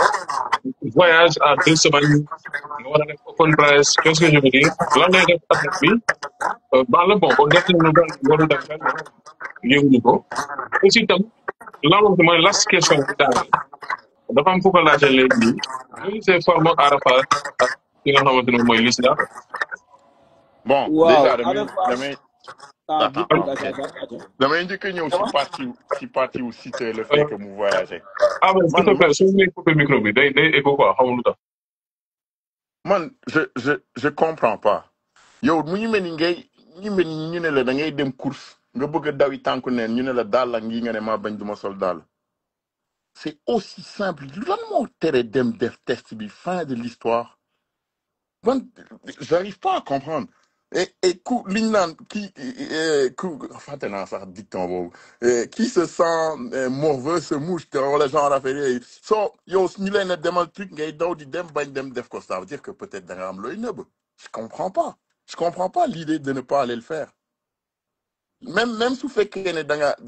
nga jël dara am na réglementation yoo xamante ne y a plein de produits bannis et non bannis yow xoolal peut-être liste li nga jël ak lan nga mës a truc nga laajte après nga dem def sa test yow kese bu la leeree ne defoo dara nga dem def ko les gens ont trop attendu lii combat national la ñëppay xaar ñëpp les médias bi nu mu si waxee nit yi ils sont impatients ngeen train ba jàpp yéen ñaar ñëpp la desul lu dul ñëw prouver nga say dem puis say dem boobu man je suis un peu sceptique mësuma gis mbër boo xamante ne à quelques semaines proches de même tu t'en vas faire quoi tout le travail yi nga waroon def yëpp def normalement def nga ko ba pare instant yi yow da nga war a dem si say sëriñ ñaanal la te di contact ba waay ba os ba pare maintenir sa doole bi nga gagné yëpp durant période bi nga génnee donc est-ce que voyage bi pour lan la pour combien de temps pour 2 ou 3 semaines est-ce que da ngay dem dindi tuuma est-ce que da ngay dem je sais pas j'arrive pas à comprendre partie boobu non parce que coach Moussa mi ngi ñëwaat coach Moussa soo mu mënee bind n'importe quoi ci suuf ma jël la à partir de ça Serigne Diouf maa ngi leen di nuyu gars yi si nekk si live bi maa ngi leen di bëggee genre c'est vrai que ça peut éveiller des soupçons et des doutes encore une fois man je reste positif par rapport à tous les lutteurs mais à 2 semaines de combat nga dem fekk est-ce que tamit man li ma gën a jaaxal sax mooy est-ce que pression bi du mujj bare ci Siteu parce que aussi c'est vrai ce shooting baax na mais là il a la pression boo nga xamante ne nii nit la quoi te man sama xel dafa demande ci Zarko quoi li mu jot a teg diggante Côte d'Ivoire et autres est-ce que ça aussi c'était le bon moment vraiment antidopage tamit yi ngi def seen liggéey mais c'était pas le bon non seulement c'était pas un bon timing mais ils ont le droit yow su fekkee ne yow nëbbuloo dara xiwoo dara waroo nekk di hésiter si affaire yooyu maa njëkk a fier pour dem woon la ko ne man je suis nati damay train li may train yëpp dëgg la te soxlawuma kenn pour du ma indi xel ñaar ndax fu mu nekk nii bu daanoon sax ba pare bañ def dañ naan dafa doppewu yaa ngi si coach Moussa t'inquiète coach Moussa c'est bon day indi benn tuuma boo xamante ne mën nga ko dindi right away puis beneen commentaire mooy ñi di wax naan léegi dama faral Balla man xam nga kan laa faral non oublie ça non je vais spécifier non je vais spécifier pour muy clair man ki ma faral mooy ki gën a train ki gën a jàpp ku ëpp doole that's it aw ma farandoo puis je suis quand même transparent man su ma faroon dama la koy wax nga dégg ma si saa si ñoom ñaar ñëpp ku nekk am na benn côté bu ma neex si yow donc je prends pas parti donc ku nekk am na lu ma namm si yow si te new generation jeune war a prouver évoluer wóolu boppam donc mérité na pour man mérité na gagné Balla ñëpp ne jeexal na mu ñëw traînaat ba jàppaat ñëwaat au max donc moom tamit am na côté yu ma bëgg si moom donc ñoom ñaar ñëpp ku si mënti gagné je suis avec toi mais foog mu nekk combat bu tàng neex non bu Ëlf bañ a man nekk ay affaire yu. man leen laa lay wax maanaam gars yi moom muy man di keneen ak keneen foog ñu Yeah. dëkkaleen fenn loolu moom ak làmb ñoo ànd quoi. Dev sa caméra bi dafa coupé de. ouais je sais damay nekk di charger kii bi téléphone bi moo tax. voilà Dev man li fa am lu may ajouté ci li Jipal ko wax par rapport ak Siteu xam nga tey man je pense que làmb ak pression ñoo ànd Siteu bu demee ba war a am pression ci làmb je pense que kon mentalement des na quoi pression bu mënte am donc moom normalement daf ko war a positiver def ko une pression positive ci moom mais juste pour dalal xelu ñenn ñi nga xamante ni peut-être dañu am ci ñoom moom benn jàkkare mooy que même si le voyage est avéré c'est juste pour des raisons personnelles yoo xam ni liéwul dara ak làmb loolu c'est un deuxièmement bi aussi mooy que dafa am souvent lu may dégg depuis bi mu defee shooting am ba léegi voilà c'est juste pour vous dire que Siteu bi mu commencé moment bi muy def shooting ak moment bi nga xamante ni commencé na contact ça fait 3 semaines Siteu bi muy def shooting contact na lu ma 3 semaines avant muy def shooting c'est juste pour vous rassurer que voilà ci aspect yu bëri Siteu liggéey na ci bu yàgg bon avant juste que muy def shooting commencé na contact ya déjà man j'ai fait plus de 10 jours là-bas à Dionewar te depuis bi ñu fi nekk lépp il faisait que du contact def yenn travail athlétique yi donc Siteu est bel et bien xam nga prêt pour le 20 juillet xam nga nag des fois làmb su taxawee tout le monde est expert ku ci nekk ak sa xalaat ngay wax loolu dañ koy nangu mais je pense que avec tout pression bi nga xamante ne gars yi dañ koy teg ci kawam yëpp man dama ko jàppee c'est des pressions que des pressions positives parce que gis nga sport moo ànd ak pression ji pëlti mi xam na li may wax voilà moom il doit être fort sur le plan mental parce que mbër mi muy bëreel mbër mi moo toll noonu Balla Gaye état la Balla Gaye booy bëre ak moom ay supporters am ak ñi nekk ci ginnaawam ku ci nekk bépp façon bu ñuy xool pour déstabiliser leen la ko def mais li nga war a def yow mooy il doit préparer à tout ça te Siteu bi muy dugg di bëre ak Balla Gaye wala bi muy bëre ak Modou Lo moom il savait bel et bien que pression bi yëpp dina ko am loolu c'est très normal quoi. ah.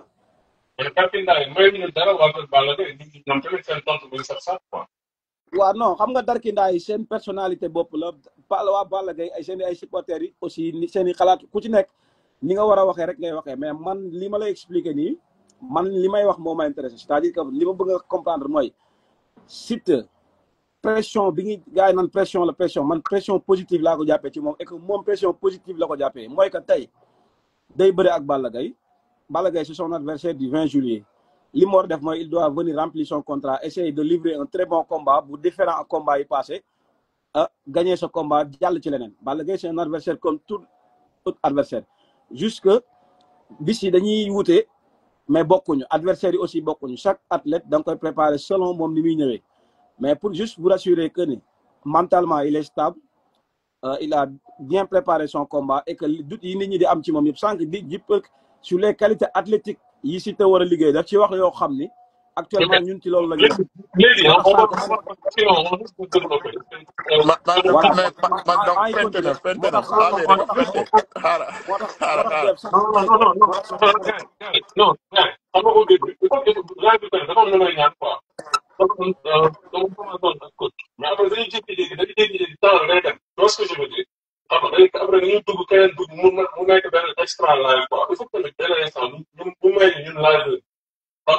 suñu invité kenn rek ñu tënk quoi parce que pas Dakar beneen live ci biir live loolu lu may ñaan parce que après sinon on va couvrir le Dakar dugalaat feneen Dakar ak beneen mu nekkaat beneen live ci kaw live bi après c'est un peu fatigant noonu la ñu ñaan rek ñu tëj page boobu noonu bu beneen yoon n'est-ce pas conclusion bi mu nekk en forme de bis ñaaro ak la France après bon mais justement moi c'est ce que j'allais dire ndaxte AB fu mu jëm dafa génn sujet bi carrément moo tax ma ne la fente nga parce que li ma doon xaar pour nga wuyu ma si man partie bu ñu doon conclure foofu mooy l'histoire de ne pas aller faire le test. Non, pour les tests après peut-être comme du fi xaj ci live bi après on aura le temps pour en discuter ci suuf. Ok, good. Tu vois, la question de Dave était très simple. Moi, je l'ai répondu de façon simple. Moi, non, juste xam nga après ji ko Attends, 2 secondes. Paramètre boobu Donc, yow. All right. On est en train de divaguer complètement quoi. On est en train de divaguer complètement. après suñu ñëwee day nekkaat beneen laaj you know léegi après li may ñaan mooy comme ngay coupé fini ko parce que moom yow suñu daal xaw ma la waaw léegi on termine nag gars yi 5 minutes ngir yàlla ñu yem ci juillet bi rek Liss Ndiago Ada Fass très rapidement ñu tëjee foofu après let's go. Bon, man, ça va partir pour Liss Ndiago ak Ada Fass. Physiquement parlant, Liss Ndiago, Ada Fass, all the way. Ouh, Ada Fass, ça, il pue la forme. Je sais pas comment le dire la façon plus simple possible, mais on dirait que le fait qu'il a fait le MMA, dernier combat au Mouniak, je pense que de Fougoune Yok Jump, il n'a le règle d'un maximum. Donc, quand tu le vois en ce moment physiquement, il a l'air vraiment super en forme, mobile, amdol et tout. Mais face à lui, il a ben boy bo xamantene peu importe non mënti am forme moom doo mës a gis mu am yenn forme yu extraordinaire mais il est très coriace moom na boppam donc combat bu neex la bu ñu nekkee fii di xool si Liss selon physique am nu mu mel ak yooyu ñu bëri dinañ juum ndaxte moom moo yor loo xamante ne day jaxase carte gi dóor fu mu jollee bu dóor bi dalee nga réer moom après combat bi donc pour man Liss c'est gros forum mën na xeex ok physique bi assez na pour mën a daan mbër bi that's it moom am na lu mu soxla Ada Fass physique bi yokku na versus la dernière fois moom instant yi la war a prouver ne nag li ñuy wax yëpp ndax moom il mérite d'être en haut ou pas donc lui lii mooy combat examen moom pour xam ndax moom fi ñu ko teg yegg na fa ou pas comment na war a gérer bësam ñëw appliquer si jour bi that's it physiquement parlant il le domine ça on y a même pas à parler te buñ jàppantee ngay xam ne dëgg la loolu. Physiquement parlant Ada Fass dafa dominer Liss il le domine à moins que booy Liss dóor ko mu dal ko benn affaire bu affaiblir ko balaa ñuy jàppante mais dëggantaan njaay bu ñuy xool non c'est pas comparable. Très bien. C'est toujours un plaisir, hein, vraiment. Mais gars, dañ lay réclamer lu bari. Donc, jàppal ci combat rek bul fi. T'inquiète Inch'Allah mais maa ngi wàcc ci suuf continuer di déglu ndax man tamit ni nga may gisee nii maa ngi waar mais mënu ma woon maintenir quoi fallait que mu dugg di ziare ñëpp kontaan naa trop AB amal jàmm grand D maa ngi bëggee ñëpp. Il faut ça bu baax vraiment. di waxee toujours comme coach Adé. Je sais pas, maa ngi tout le temps dañu am interférence mais Liss Ada Fass en 5 minutes ñu tëj live bi coach Adé. waaw Dev je pense que fii ji peut que terminer rek lay terminer man je vois tey su ma taxee ci Ada Fass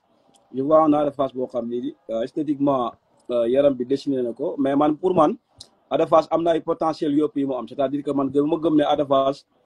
entraînement ba léegi li mu war a développé dëgg développé ko ci moom c'est bien que nag liggéey na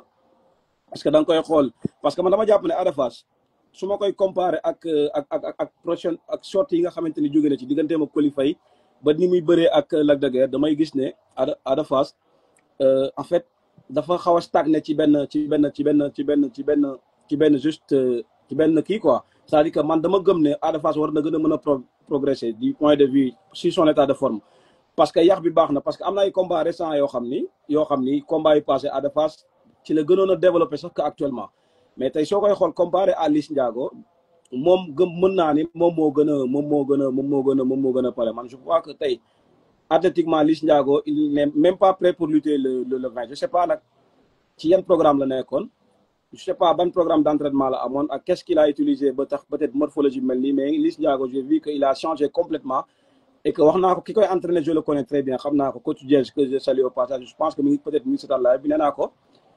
Liss Ndiago il n'est même pas prêt pour lutter le 20 donc je pense que tey man dama gëm ne Ada Fass part du ma ne légèrement favori mais part à 70% favori devant Liss Ndiago parce que sur le plan athlétique gëm naa ne Ada Fass est beaucoup plus prêt que Liss Ndiago xam nga nag lamb aussi du sur le plan athlétique kese dafa am aspect culturel bi am aspect mental Ada Fass aussi mën na ñëw teg stratégie de combat du coup Liss Ndiago mën na indi des stratégie de combat boo xam ni Ada Fass mën na causer Ada Fass problème parce que am na expérience bi en même temps aussi am na bagarre bi et que mais je pense que tey Ada Fass bu ñëwee ak lucidité ñëw ak calme am une bonne stratégie man je crois que ak li ma leen gisee ñoom ñaar seen état de forme Liss Ndiago n'a aucune chance devant Ada Fass bon loolu c'est mon point de vue personnel parce que da ngay gis ne Ada Fass liggéeyee moo gën a baax liggéeyu Liss Ndiago man pour man Liss Ndiago liggéeyul peut-être dafa am leneen lu mu yokk ci yaram bi loo xam ni voilà xameewu ma ko woon te temps bi aussi xaw na gàtt pour aussi mu indi état de forme bi nga xamante ni ñu ngi koy xaar ci moom parce que à moins de 20 jours là l'athlète a besoin plus de la récupération xam nga voilà donc il faut que mu wan ma leneen lu bokkut ak li ma gis nii ci moom mais li ma gis nii ci moom c'est pas convaincant du tout donc man je donne Ada Fass 70% voire 75 Ada Fass Liss Ndiago 25 pour man voilà mais Dave maa ngi lay profité di la ziar bu baax di la jaajëfal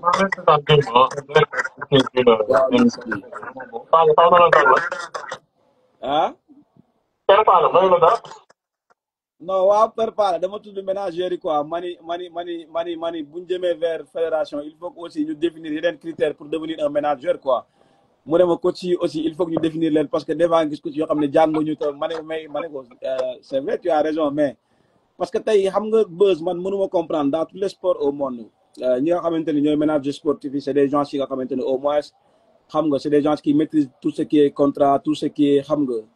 lépp luy lié wàllum papier mais au Sénégal da ngay gis nos managers aussi parce que léegi sport bi dafa changé bu njëkk làmb c'est un peu dans l'amateurisme mais actuellement dafa xaw a professionnel donc le sport bi dafa évoluer donc nit ñi aussi dañu war a dem aussi vers le professionnalisme et que pour loolu il faut avoir des gens compétents yoo xam ne ñoom ñooy mën a gérer les lutteurs bu ñu mënul am managers yi mel noonu au moins seeni agents yi ñëw di nekk seeni managers parce que le cas de Siteu tey bu nekkoon benn dev bu intelligent wala docteur Jules peut-être il devrait même aller vers l'information c'est-à-dire que moom du xaar man pourquoi man je pointe du doigt Max Mbargane parce que Max Mbargane n'est pas allé vers l'information mais moom il devrait aller vers l'information parce que nit ñëw na tey envoyer le mail nga répondre à te nga xam ne ay sanctions mën na ko ci fekk mais da ngay topp mbir moomu parce que yow waroon topp ko doguma la yàlla bu la yàlla c'est que Max en croyant vouloir protéger Siteu da ko dugal quoi xam nga des fois maanaam il pensait que da doon protéger Siteu fekk da ko dugal Siteu en fait non xam nga man démb wax naa ci xam nga démb wax naa ci def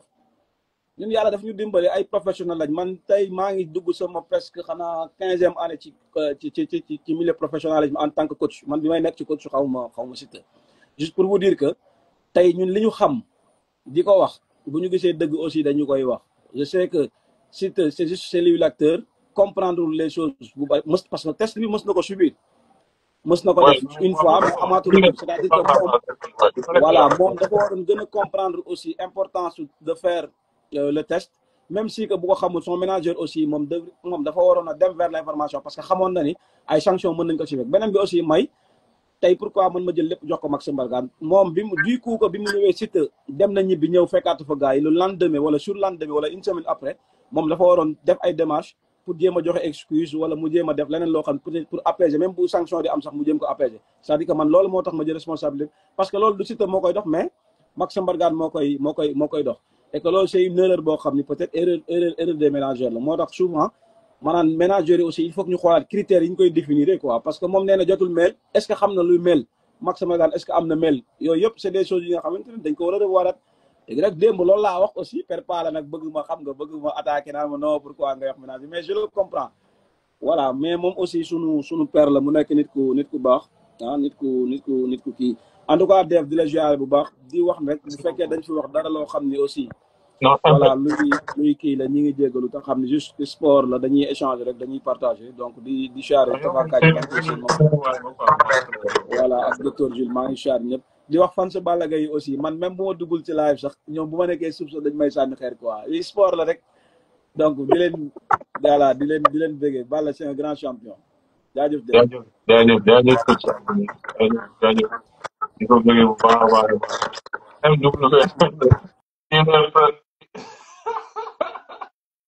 email per Max bi loo muus Siteu point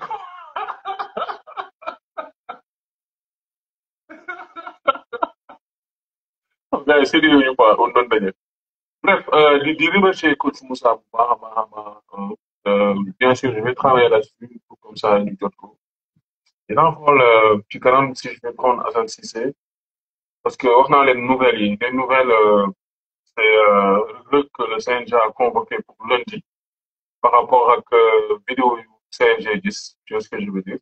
mais actuellement li ma jaaxal mooy est-ce que le Reug dina mën a ñëw parce que le Reug mi ngi ci promotion combat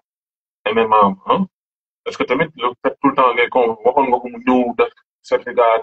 genre médical dem parce que écoute on s'entend quoi dëgg la Dubaï gàtt di nga fay quoi 500 000 peut-être pour dem ñëw 300 000 dépendamment je sais pas xaw ma prix ndax mosuma ko dem donc loolu nañ ci bàyyi xel mais encore une fois li ma waxoon ci résumé bi laay waxaat ni na bu mu dugal boppam quoi parce que lépp lu muy def dafay gën a dugal boppam lépp lu muy def xam nga man vidéo boobu jël naa ko dugal ko ci short lamb diaspora YouTube bi ça fait 900 000 vues en 830 000 vues en l'instant donc la vidéo a été virale parce que bon soo waxee da nga feebar rek après ñu gis la ngay def ay activités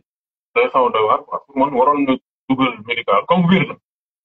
man jàpp naa ne wér na mu dugal certificat de guérison tu vois donc il va être convoqué par le CNG loolu c'est une des nouvelles l'autre nouvelle c'est Sa Thiès convoqué nañ ko aussi mais bon seetaan naa ko mi ngi sur ETDR Média ah ak Thier bi muy nuyu bu baax a baax a baax moom tamit bon li tax ñu convoqué ko mooy li xewoon ci face à face ak Zarko tu vois ce que je veux dire mooy dóor bu mu ko dóoroon danañ koy fàttaliku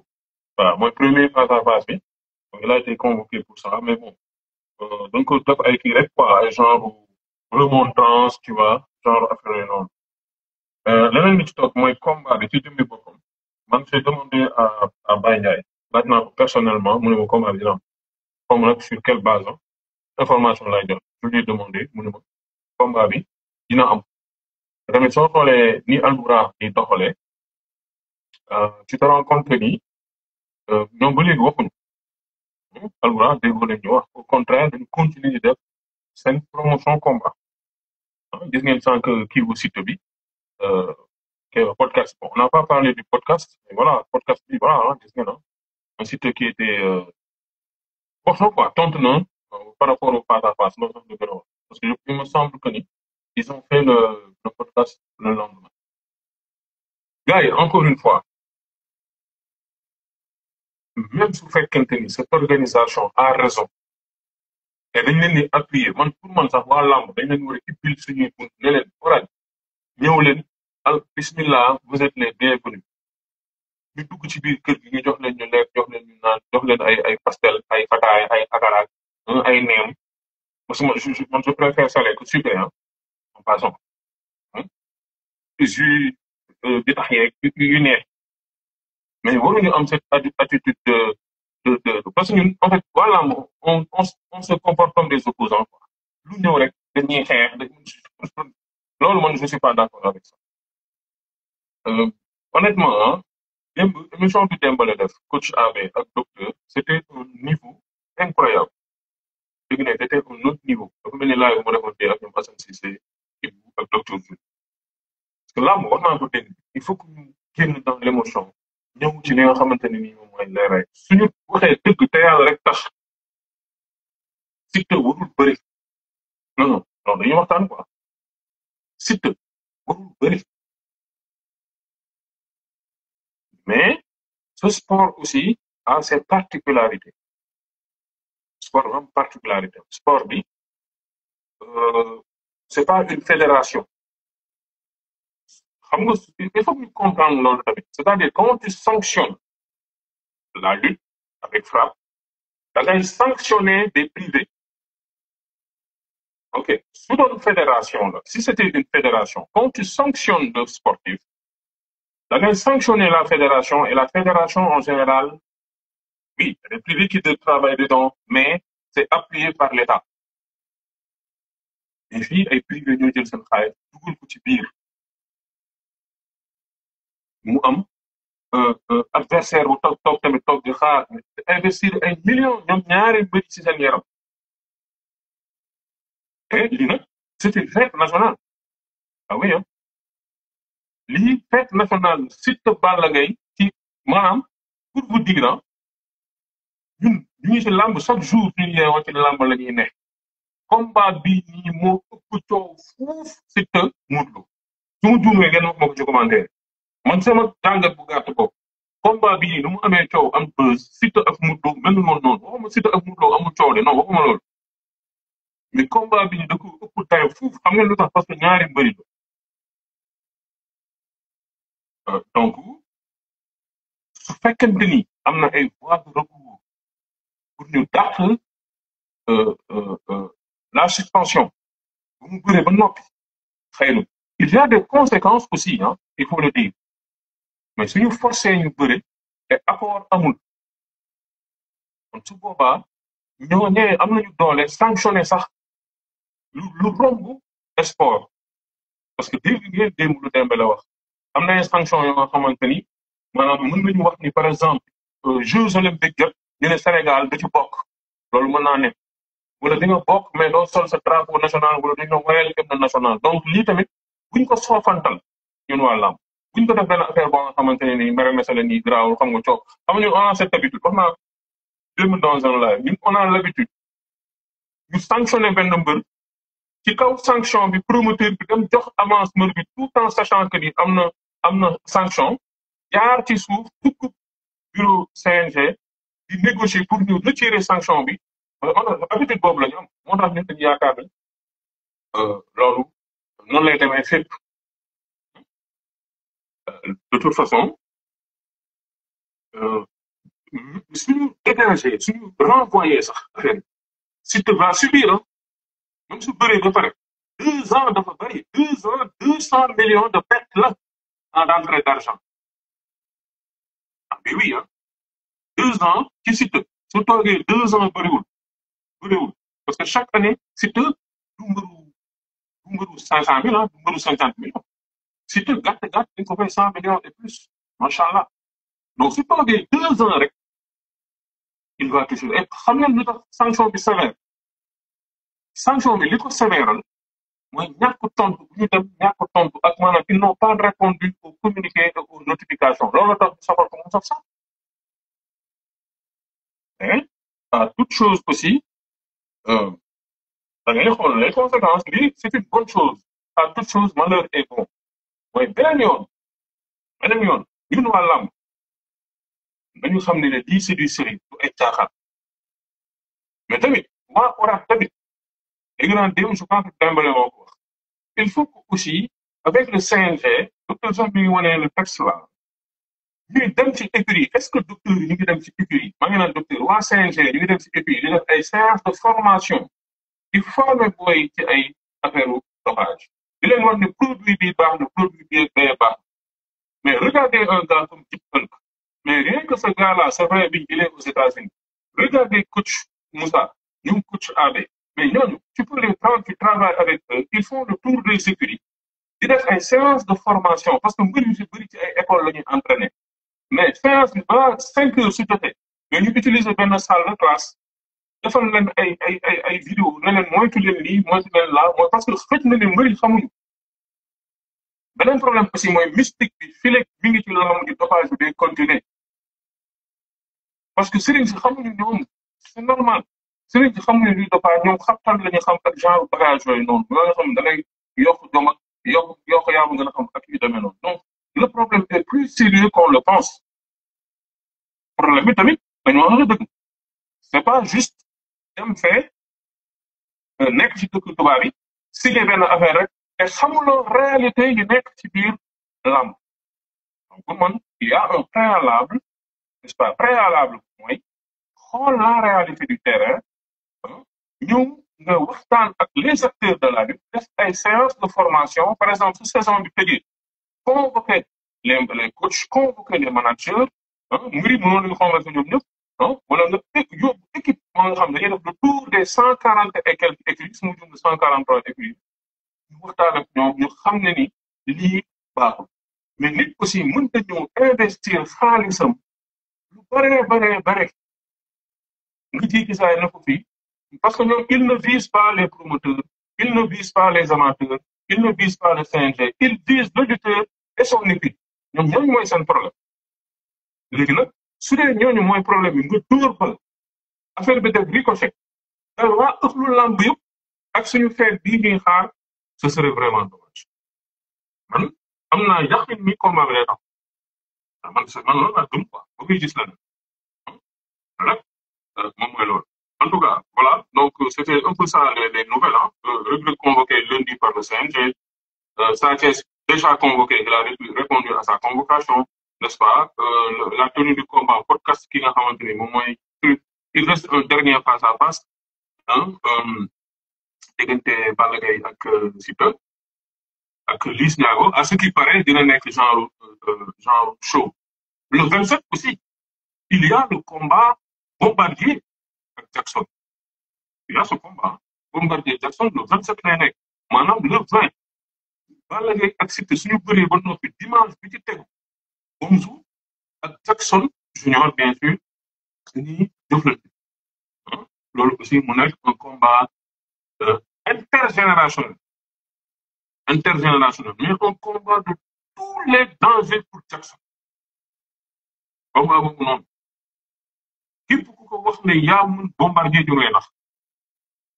parce que Bombardier dafa mën a ëpp yalwaat ku la wax ne yaa ko ëpp doole ñu lay nax ku la wax ne yaa ko daa sa xeex ñu ngi lay nax parce que nag màggatum alkaati la du bàyyi dóoraat le 6 foofu sax laay daane diggante général bu Malika Bomzo mooy copain kii copain docteur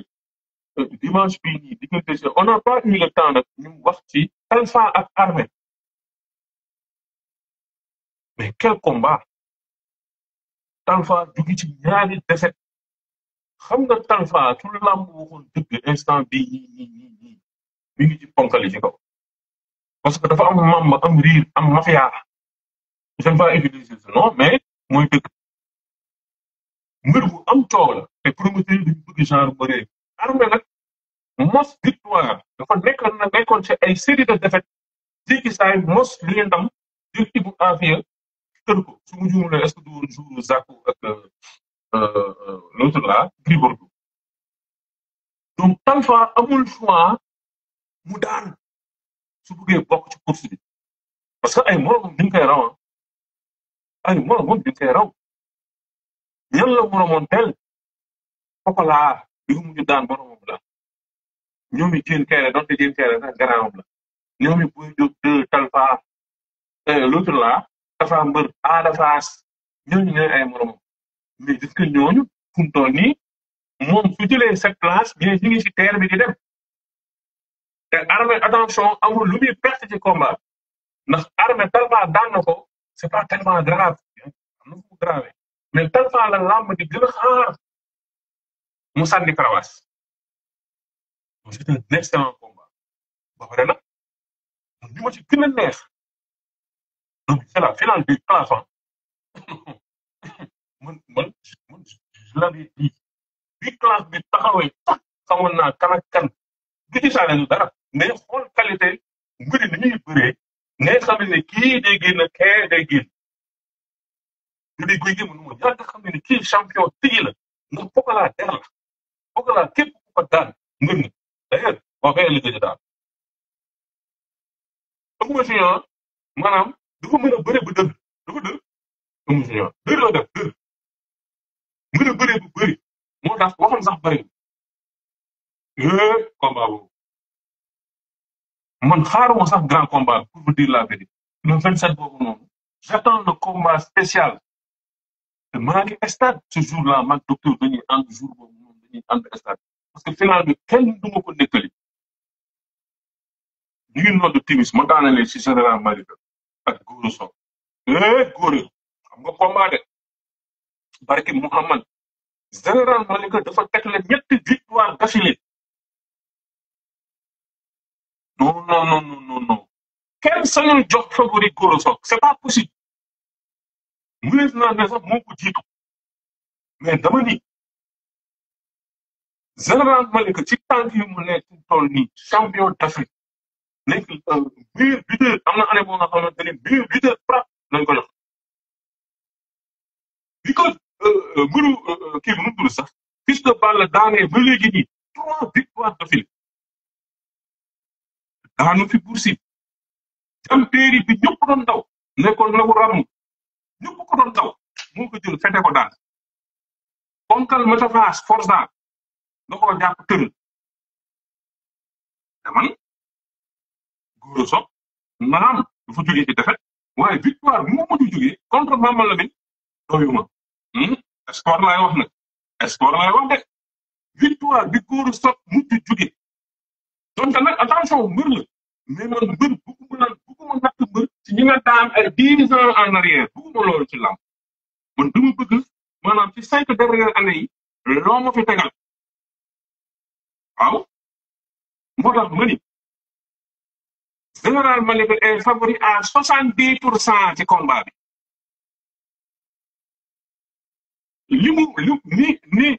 ni kii di bëree góoru soog nu muy bëree loolu la Général Malika gën a bëgg ci àdduna rambax kaa ñu dee teewoo non loolu bés bu ko bëree Général Malika du ko daan bu du comprendre Général Malika dafa bëgg maanaam lamb bu xajam da ko arrangé tuural mu tuur parte loolu da ko bëgg lool te góoru soog noonu lay bëri soo dëggalee sa bopp da lay daal moo la ëpp ay ndox fuuf te ëppoo ko doole soo dëggalee sa bopp ci Général Malika faa nga naxante soo bëggee am dara non Diam Terry c'est pas n'importe qui da ko duma daan Bour Sine da ko duma daan Forza da ko duma daan day bëri loxo di bëri tànk gaaw na te xeexam mi ngi koy commencé di ko amélioré waaye nag lamb la xam nag mën nga jox nit favori 99% sax mu ñëw daaw rek donc Gora Sock nag ci yoon su lamb waxoon dëgg moo waroon nekk moo waroon topp ci Modou Lo su lamb waxoon dëgg Gora Sock Franc sax du wax moom du gunge Franc dégg naa ñoom ñaar ñu am seen coow yooyu noonu ñun nag waxuñu fii di wax waxi seytaane di jaxase noonu ñun doxuñu fi yooyu dépassé nañu loolu mais dama ne fu mu toll nii waxuma la sax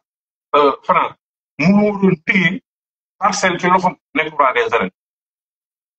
nag lu ko manqué xam nga je ne sais pas xaw ma lan moo ko manqué ba mu xaw a tànn ci làmb je sais pas choix d'adversaire mais ci adversaire ni mu ko doon bëri nii nee naa la soo tegee Mama Lamine teg Général Malika moo ko gën a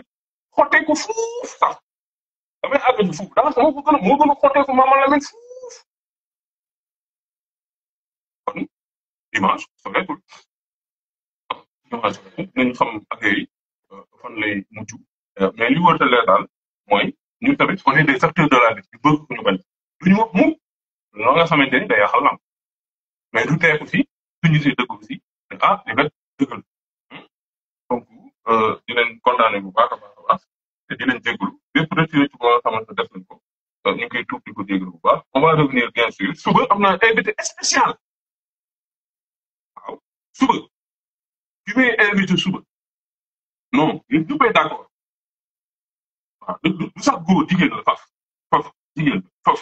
ñëppay kontaan di remercier coach Moussa bu baax a baax di leen remercier yéen ndax nag pour taal san laa gis 2 personnes